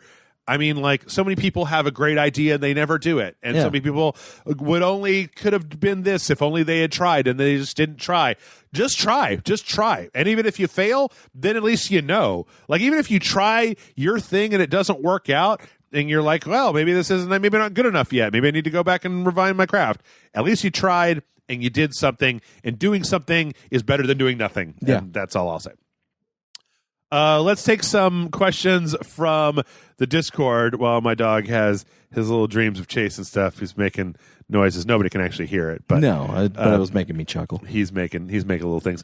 Professor Thorgy says, "Dear Ragenauts, if you had to design a post-apocalyptic video game, but you wanted it to be something different than we've seen from a post-apocalyptic world, what kind of world would you create? What kind of post-apocalypse would you like to see that's different than the apocalypse that we currently have?" You know what? I really liked Sea of Rust. I think it'd be really interesting to see that as a concept where it's like the robots won the war and there are no people left. There are straight up no people left, and now it's just robots in the wasteland. Yes, Nier Automata is kind of like that. Yeah. But yeah. All my apocalypses that I want to see are about robots. You know, the only thing that keeps popping in my head is basically things like Waterworld or Pirates of Dark Water. Oh, even though that's technically not post-apocalyptic. It's a fantasy world. Mm-hmm. But Waterworld. Like where everybody's on ships. There's no stuff. land. It's all water, and everyone's on ships, and it's just pirates. Interesting. Yeah, no, I think would be a really interesting question, or a really interesting thing is to see. Because I do think that there are elements that Waterworld did not go into that I think would have been interesting. Yeah. Yeah, because I mean, if you got to think about it, like, not everyone's going to be on like a pirate style ship. What happens to all the tankers, like the fucking military grade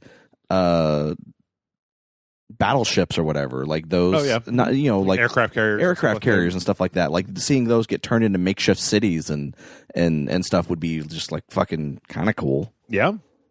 I also like the idea of maybe seeing a world where there was like an apocalypse, or maybe like more than one apocalypse, but like society rebuilt from that apocalypse. And then because I feel like one of the problems that I have with a lot of apocalypse stories is that the apocalypse happens and everybody just gives the fuck up, and they're just like, guess it's all fucked now. Guess we're just going to drive on the Fury Road and act like jackasses, paint our faces, and be dum-dums. Well, I feel like there's that definitely would happen, but there would also be a period where people woke the fuck up and went, you know what, let's get our shit back together. Maybe we should clean and have clothes and like hygiene and like grow crops or something. I mean, I don't know, something maybe. Like, I'm not saying that, in the event of a nuclear apocalypse, you've got a lot of different environmental factors that go for it.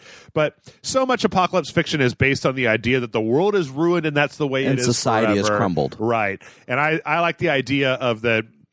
I mean, you see it happen when there is a natural disaster or a major disaster or a bad thing happen, that people instinctively don't paint skulls on their faces and start driving down the Fury Road looking for gasoline. They like help each other, and they help each other. People don't revert to cannibalism, I don't think, nearly as much as apocalypse fiction would like us to believe. So, you know what? I would love to see a story that was nothing but a zombie apocalypse where, like, yeah, I mean, it was a big deal, but it wasn't like the end of everything. We're just like, I mean, they're just dumb animals, right? And then, like, there's been stuff that's done that. We have flamethrowers, and, like, they don't have a survival instinct. And kind of what World War Z, what the book was. I would like to see World War Z, the book, made into a movie. I mean, like, I still technically think the end of Shaun of the Dead. Yeah, I like that. Yeah, that's what. I see a sequel to Shaun of the Dead that actually takes place in that world. I think that's kind of what Fido was kind of like. Yeah, Fido. Was but see, even in World War Z, the book, there's a point where, like, the zombies overwhelm, like, a tank platoon, and nobody's ever been able to explain to me why dumb zombies. I mean, you can't pry a tank open with your bare hands, no matter how little survival instinct you have, right? So as long as your tank has gasoline, like, it doesn't need to shoot zombies. It can literally just, like, go over them, you know? Yeah. Like, you go, and then, like, the tank is very heavy, so it's not like the treads. I mean, maybe the treads get messed up, but I would only take that answer from somebody who actually drives a tank. Anyway, let's not get back into Jeff's apocalypse problems. Let's see. I hate everyone, so shut up, says Hail and Well, Matt Lords of Doncleys. Jeff, would having Noctis replace every main character in every game you love be your video game hell? Imagine any given Dark Souls, MGS, or hell, even Kerbal Space Program with Noctis. John joking about in the last episode of the podcast really captured my imagination of Noctises everywhere. No, that wouldn't be my hell, because if everything was Noctis, then it would just gloss over. Like, the problem is not necessarily, like, you know, I don't like Noctis, so it's like, if a person that you really hated, like if Martin Shkreli kept showing up as a guest character in video games, I'd be like, oh, God, this guy again? Fuck this guy. But if, like, everybody in every video game looked like Martin Shkreli, I'd be like, well, I mean, you know, Kerbal Space Program is still fun. Like, it doesn't matter who the Kerbal is. Of course, if the Kerbal was Martin Shkreli, that'd be just end up crashing the rocket over and over and over again until I finally got tired of it. Maybe the same with Noctis. Leave him in space. Shoot as many into space as possible. Shoot him at the sun. Create a giant railgun that just fires Kerbals. I would learn how to do a Holtzman transfer just so I could drive those motherfuckers into the sun. Here we go. It's just a big line of spaceships lined up. And whenever I'm feeling down about my life, I just open it up and I'm just like, Let's speed up that time dilation and say, oh, there goes another one. There were 12 Martin Shkreli's on that one. There were 12 Noctises on that one. Yeah, Noctis. He's just not a good character. Yeah, Noctis. Marble writes in and says, hey, Ragecasters, so with the reception that Anthem has received, do you think it was the life preserver that Bioware needed to avoid EA potentially sinking, or has the EA U-boat still have them in their periscopes? Keep up the great work you guys have accomplished. It has kept me sane through the thick snow of Colorado all the way to the sandy desert of Afghanistan, and from your loyal patron, Marble. I still think it's early to say, because I think I've made this point where Anthem doesn't necessarily need to sell as much with the monetization hooks they've got in it. Like, if the people that play, if they get a dedicated fan base, like we were talking about, that are willing to just keep pumping enough money. The thing that's weird, I've seen it before in game development, is like, if you can get enough money every month to, one, keep the servers on, and two, pay like 2 artists, 2 QA people, and a programmer, like, that's a team that can keep pumping out content. If all they do is go to work every day and spend 8 hours building stuff for Anthem, like, you know, you don't need to have a 1 million person team to keep a game running.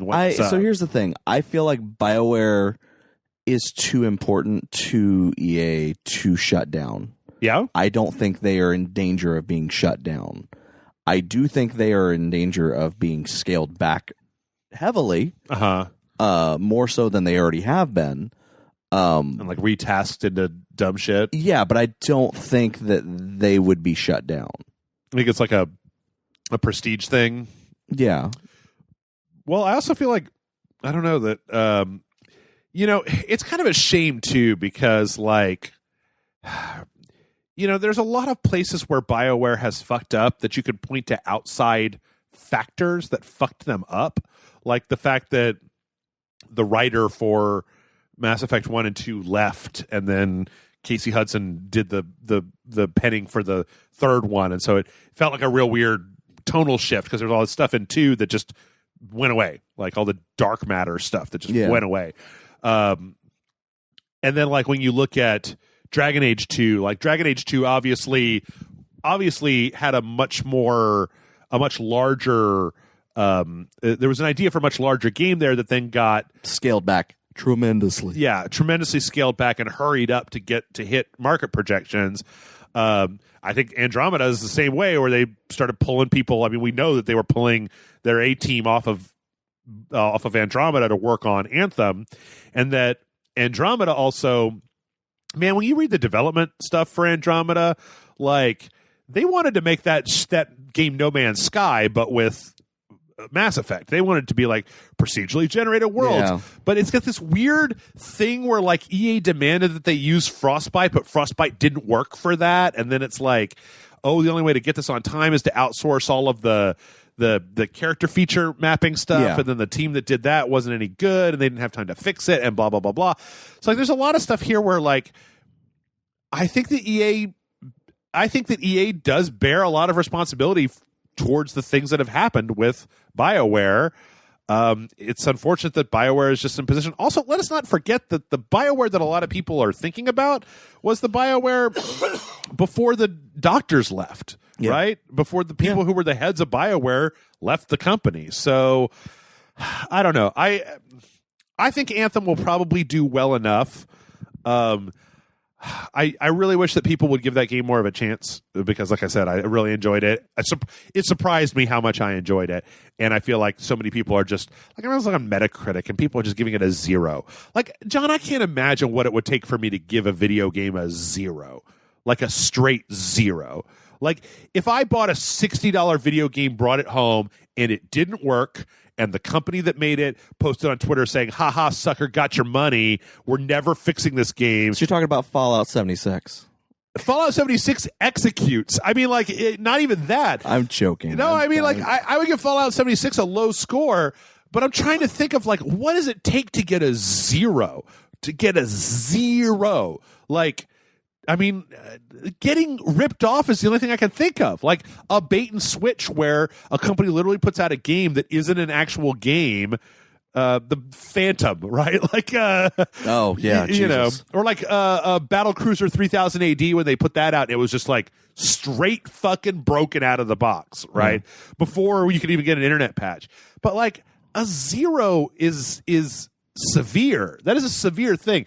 Think about, if you give a game a 0 and I give a game a 100, if I think the game is perfect and you think it is of no value whatsoever, the average of those two scores is 50, is half, is like middle of the road, right? Like, I was on Metacritic and just the number of people are just like, fuck, the combat's kind of boring, 0. Like, this isn't what I saw at E3, 0. And I'm like, fuck, man, 0? Like, again, 0 is severe.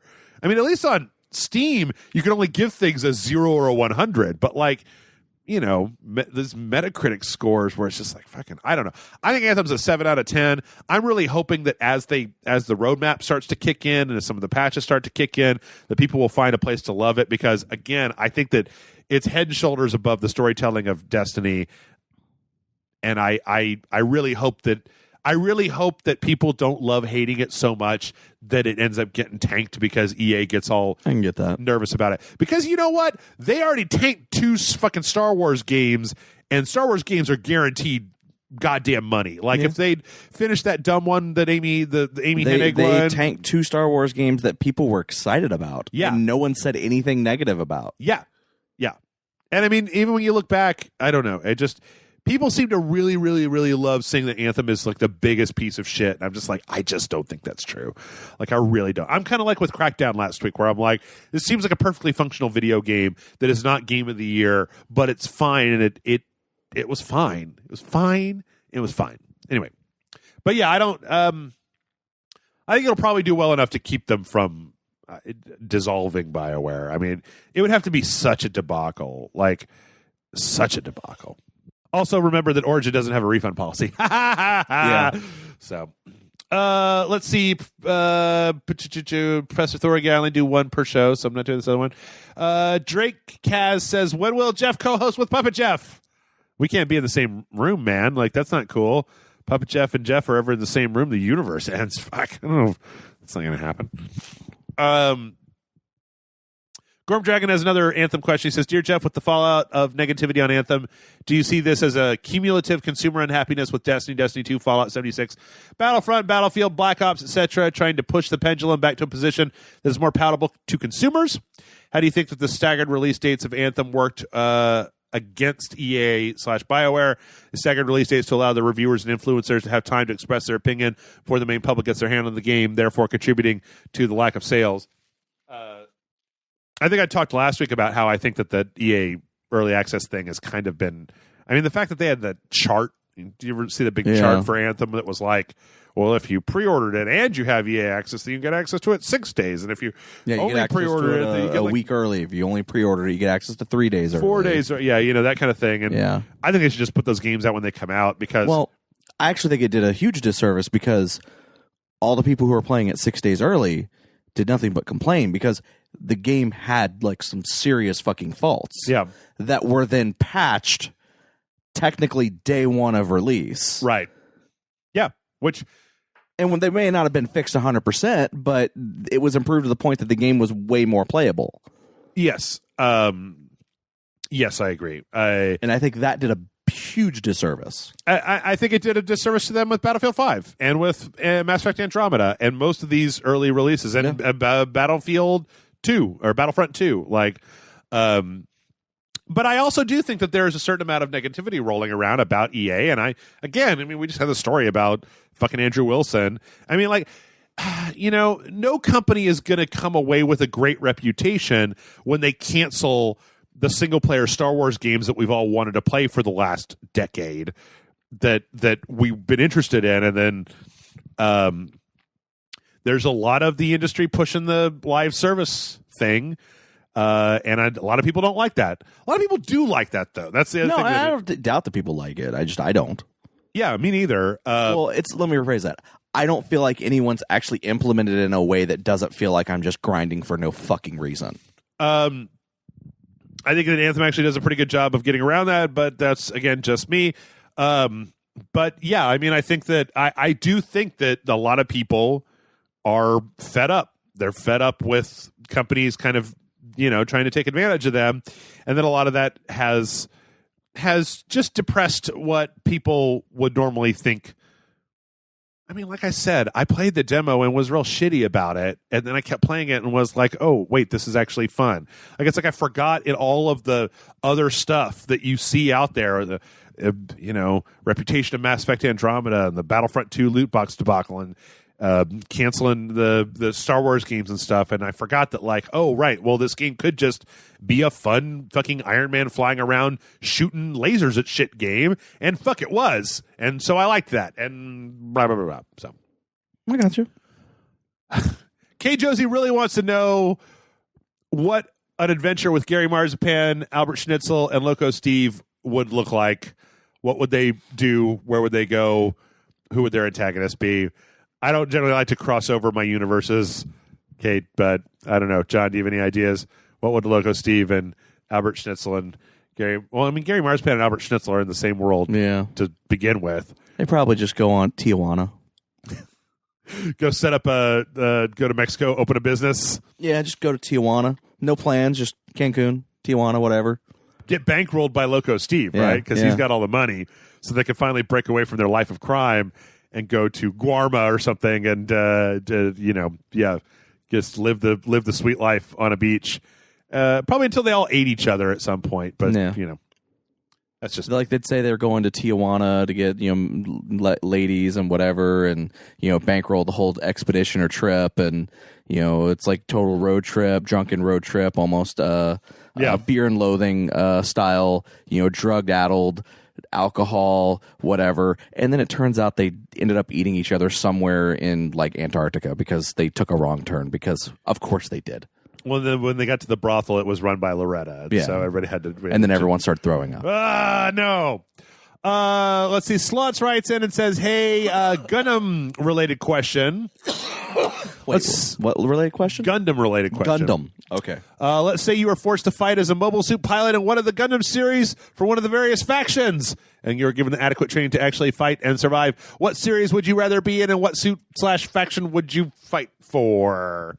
I don't know, because I don't watch Gundam. Okay. My favorite Gundam series is the 08th MS team, and I like that plucky group of guys out there in the jungle fighting. So I would like to fight with those guys. Probably be in that hovercraft, though, helping out What's-His-Face, listen for bad guys. And fuck, do I need to watch 08th MS team again, because that's a good show. Yeah, the only Gundam I've ever actually watched like a lot of was the shitty Canadian live-action movie G-Savior. Okay. Garbage. I bought it because it looked like garbage, and I was right. It's amazingly bad. Right on. Septum Sin says, Dear Jeff and John, sometimes games can bring comedy in our lives by being quite funny, like Discworld or the Monkey Island games. And some become unintentionally so, like the original Resident Evil. What games do you find really funny, and are there any games you have played that became unintentionally funny to you? The most unintentionally funny game I have ever played in my entire life is fucking Aliens Colonial Marines, and I had a great time playing it. Yeah, that game's... It's terribly, terribly terrible, and it's hilarious. The Quiet Man almost got funny, but it was too baffling. Yeah. It was too baffling to be funny, John. I don't understand. Yeah, I was trying to think that truly make me laugh. Some good comedy games. Oh, Portal makes me... Portal 2. Like, Yeah. Stanley Parable's pretty good that way, too. Stanley Parable. The South Park games. Oh, yes. Like, I don't even care for South Park anymore, and I still love those games. Both games are fucking great and actually are funny. The Deadpool game? Yeah, it was, that was a few all right. things. Yeah. I didn't think it was as funny as everyone else did, but, you know. Yeah. You know what? We just got done playing Monster Prom, and I think Monster Prom is that game is funny generally as funny. fuck. Yeah. I love some of the stuff in there. Yeah, these are weird. I'm at Steam looking through the the only thing I can think of that was ever unintentionally funny was stupid stuff that we would play on, stuff that maybe was intentionally funny on some level, but it became unintentionally funny because of us on a live stream. Mm-hmm. Just the older stuff, like the Avian Attorney. Yeah. Battle Block Theater is funny. Yeah. Well, I love Battle Block Theater. Oh yeah, anything with Stamper is hilarious. All of the old LucasArts stuff. Well, Day of the Tentacle and Sam and Max are both very funny. I guess that kind of falls into the Monkey Island thing. Just looking through lists here. Some of these I don't understand. Like, I don't think that Borderlands 2 is actually very funny, but the style of humor in Borderlands 2 ain't for Jeff, and so yeah. Trying to think of one more here. Saints Row 4. Saints Row franchise has actually been pretty funny. Yep. Saints Row 3 was pretty great, especially when you get to Mayor Burt Reynolds. Mayor Burt Reynolds. Yep. No, I agree. I 100% agree. All right, let's see how much time do we got left over here. We got a few more minutes. Julio writes in and says, "Hey, Jeff and John. Hey, it's probably a bad idea to ask strangers on the internet about life advice, but I've made worse decisions. So what was you guys' college life like, and did you think it paid off? I'm currently having a mental breakdown about my future and whether or not I should move out to California. Sorry for the bummer question. Love the podcast, the videos, bring me tons of joy, especially the Kingdom Hearts 3 ones. So funny seeing newbies react to stuff they don't understand. Love you guys," and that's from Julio. Did you go to college? I dropped out. Okay. I went about 2/3 of a year. Yeah. And the main reason was literally every class that was going towards my, the thing you want to be a major in. Sure. Which was cinematography. Mm-hmm. And plus, I didn't really know what I wanted to do. Like that's actually the worst part of it is, like, I went to college not knowing what I wanted to major in. We forced people to go to college way too young. I mean, you should figure it out before you go and waste all the time and the effort. But it was one of those things where literally I had a teacher basically first day of class was like, all right, so all you want to be in film, whether it be acting, a grip, or whatever. Oh, I've heard this. Yeah. It's like, how many of you want to be, or how many of you actually think you're going to do it? Yeah.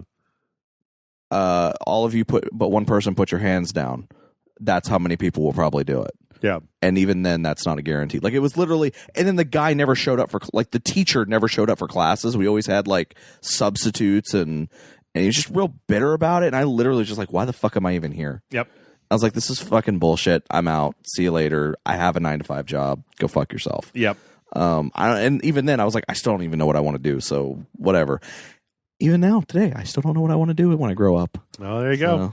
I went a lot later in life because I spent a long time just working tech jobs that paid really well, and then eventually I decided that I wanted to go to school. And just for the record, I don't know if I've ever told this story 100% before, but like, I got introduced to Corey by the guy that taught me how to be an animator, because he was looking for another person to animate. So technically, while I don't really use anything that I learned in college now, that's not true. I mean, intros and outros have all the video editing stuff that I learned, but like, I wouldn't be where I'm sitting at this moment if it wasn't for going to college. Yeah. But I did go to college when I was in my 30s, and like, I took that shit real seriously. And I saw a lot of people around me that just kind of fucked off, and they were just going to school and going through the motions. But like, I went because I wanted to go, and I worked part-time and then like went to school the other half of the time. And like, I didn't have very much money. And so I was doing this because I really, really, really wanted to. So that really kind of lit a fire under my ass to not just waste my time. Yeah. And not just be like, it used to be this curse that I had where every time finals came around, there was a big game that would come out when I needed to be like spending 8 hours painting a painting or something like that. I'd be like, God, fuck it.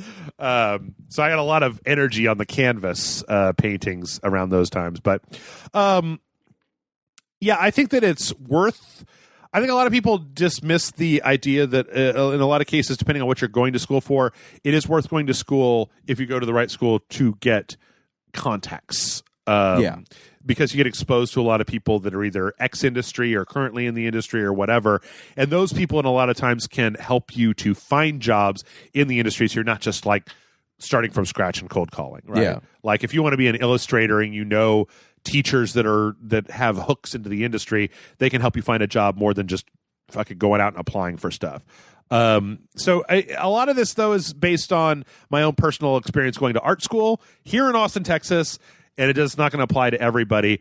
I do think that school can be, it can be useful if it's useful. Yeah. It can also be bullshit like your story is. So, well, and again, and I want to stress, like, I didn't know what I wanted to go to school for. I was just going to college because I was told I had to. Right. Like, it wasn't money coming out of my pocket. Yeah.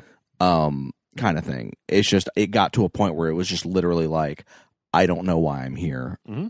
And I just said I wasn't on a scholarship, but I went to the person who was paying for my college. I was like, I'm wasting your money. Yeah. Let's stop. Yep.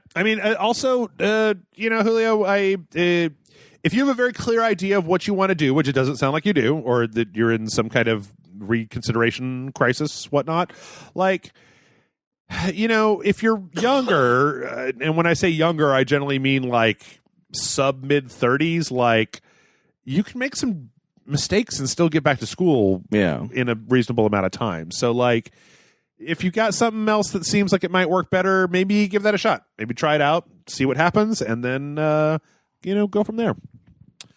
Let's see here. But yeah, I'm probably the worst person to ask that question too. So, well, neither one of us are like, I went to college and I got a degree and then I got a job and then the thing that I got a degree in and then like, I went to college. I never thought that I would be doing what I'm doing right now. Also, because what I'm doing right now didn't used to necessarily be a thing. It was kind of a thing, but it was so in its infancy that I don't know. Anyway, Vova writes in and says, hello, bringers of rage and select. Hope y'all are doing well. Recently been in a bookstore and saw a book of Mass Effect novels and then another 3 books for Mass Effect Andromeda. I didn't even know there were so many for Andromeda. Question: did you get into any non-gaming media attached to a gaming franchise? Personally, I loved the anime and comics for the Dead Space universe, which are not essential but add world building and aspects to the overall story. Bonus question: what gaming franchise would you like to see branch into non-gaming media? Thanks for all the awesome videos and podcasts and Discord. Anime Donkeys, bless your hearts and genitals. And that is from Bubba. And I think that you have a lot of answers for this, right? Yeah, I mean, I told, just like they said, I was huge into the Dead Space comics, the comics, the cartoons. I fucking love that shit. Yeah. Like, I actually read the Doom novelizations back in the day, some of the Gears of War novelizations. I read one of the Halo novels and then a bunch of the Halo comics. Okay. I've read all of the Mass Effect comics that had come out for a long while up to a certain point. Like I fucking love that stuff. Like, especially if it's not telling the story of the game. Like I just bought the first issue of the Crackdown comic book. There you go. That came out last week. There you go. I read it. It's kind of garbage, but like I knew it was going to be garbage buying it. Yeah. But yeah, no, I fucking love that shit. I eat that stuff up. Like Alan Wake, I actually got the novelization. I got the collector's edition that looks like a book. It has like another book inside of it that I've read front to cover. Like I love that shit. Okay. Especially when it seems like it's planned on purpose. Like for Alan Wake, I watched the web series that they did that was basically a prequel to the game. Yeah. Even though it kind of contradicts a lot of the game. But I fucking eat that shit up. Yeah. So as far as games that are out now, franchises that are out now, that I would totally love to see something like that with, Smash Brothers. Well, I mean, I was really hoping they were going to do something with Agents of Mayhem. Oh, okay. When it came out, and I don't know if that's still going to be a thing or not. They have done comic book tie-ins and even a novel tie-in for the Spider-Man game, but okay, like that, they've actually established that character as a character in the Spider-Verse. The Spider-Verse, yeah.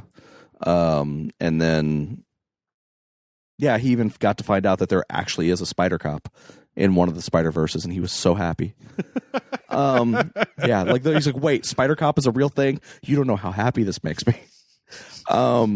But yeah, no, I'm trying to think of like stuff that I would totally love for it to be there to be something similar. And the thing is that usually there is. That's the funny thing is like part of me is like, well, I wouldn't mind seeing something for Destiny or Anthem that's not just go to this website and read this thing. And you know what? I bet you there are novels for Destiny, and I know that there are probably comics. I'm sure that there are novels in the work for Anthem. I'm sure that there's, comic books in the work for Anthem. Yeah. Probably through Dark Horse. So I mean, but other than that, I almost wouldn't like I almost would love the animated movie or series companion thing to come back. Like I really enjoyed that trend for a while there. Yeah, the cross promotional, cross media, type of thing. Yeah, because I mean they did that or even like the like with Assassin's Creed did it with their like animated movies. Halo did it with their their Halo animated stuff. Like all that. Like I almost wouldn't mind seeing stuff like that come back into kind of being a thing. Yeah, I don't know. See, the problem that I have with that stuff is not necessarily when there is just straight spinoff, but more when it starts to become like, oh, you need to have read this in order to understand what's going on. Yeah. I feel like Assassin's Creed started dabbling around those waters with some of the stuff that was going on in the modern day. Either that or I just didn't remember.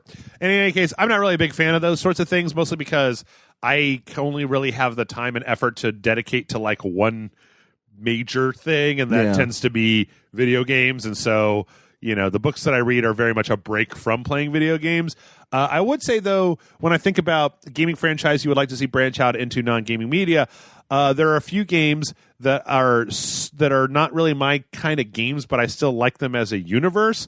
And the one that came to mind was Darkest Dungeon, and that I'd totally love to read a Darkest Dungeon comic. Or even there to be like a Darkest Dungeon animated feature. Yeah. Yeah, that or the Endless Legend, Endless Absolutely. I think they just put out another one of those. Dungeon of the Endless, whatever the fuck it's called. All those. Like, I'd love to see more with that, like an actual comic or an animated thing like that. That'd all be really fun. I don't know. I feel like that game already looks so much like a comic.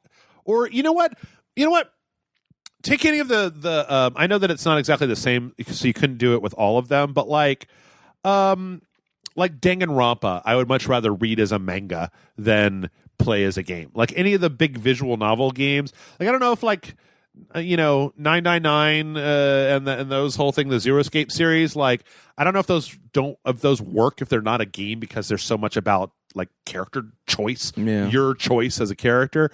But I'd be much more interested in reading any of those as a comic. When it comes to novelization, though, I don't know. See, I still get up on this weird high horse about how like I don't think that games translate directly into other mediums as well as a lot of people think. Oh, they don't. They don't. With the exception of like Halo. Yeah. I mean, some of them probably do, but like there is something that is fundamentally different about playing a game as there is about watching a game or reading the game or whatever. So, all right, we got one more question, then we're going to be done. So it comes in from Brandon. Brandon says, hello, Jeff and John. Brandon here with a simple question this week for you. So I went a bit crazy this month and got all the AAA titles that were coming out, Far Cry, Metro, Anthem, and Crackdown, and now I feel overwhelmed with the games. How should I go about beating them to be back to being whelmed? This is mainly an issue that I'll most likely buy Devil May Cry 5 to add to my growing pile. Thanks for the site and continuing to do what I love the fact that people who watch Young Justice start using the term whelmed to mean calm, because that's not what it means. Yeah. Overwhelmed is actually basically repeating itself. Whelmed means that you're essentially, it means the exact same thing as overwhelmed. Whelmed and overwhelmed mean the exact same thing. Okay. And that's what's funny about Young Justice is the fact that, Robin keeps like, how come no one's just whelmed? Oh, yeah. I remember that part. Get couraged because, you don't want to be discouraged. Right. So. Brandon, I would say you got I can think of two different ways to go about attacking your pile. One is go to howlongtobeat.com, look up how long each game is, and start at the shortest game and work your way up. That way, which I'm pretty sure that out of those games, it probably goes Crackdown, Far Cry. I don't know about Metro and Anthem. One of those is probably longer than the other. Metro has a definitive ending, so that's going to make it different from Anthem. So you can do it that way. That's one way to do it. Yeah, or give each game a different day of the week, and then on Mondays you only play Far Cry. On Tuesdays you only play Crackdown. On Wednesday you only play Anthem. On Thursday you only play Metro, and just alternate. You could do that. Not saying that's ideal. I'm just saying. My other suggestion would be to... It's like you're doing a sequential. Line them up in order of which one is most exciting to you first. Because you're more likely to play through a game that you're excited about rather than a game that you're a little bit less excited about. I agree with that as well. That's the one I typically go for. Yeah. But, the thing is that both Crackdown and Far Cry are relatively short in comparison to the other two games that you have on that list. So, like, if you want to knock a few out, like Crackdown, I think you could probably Crackdown 8 to 10 hours. You're not going to see everything, but you're going to see as much as you need to see.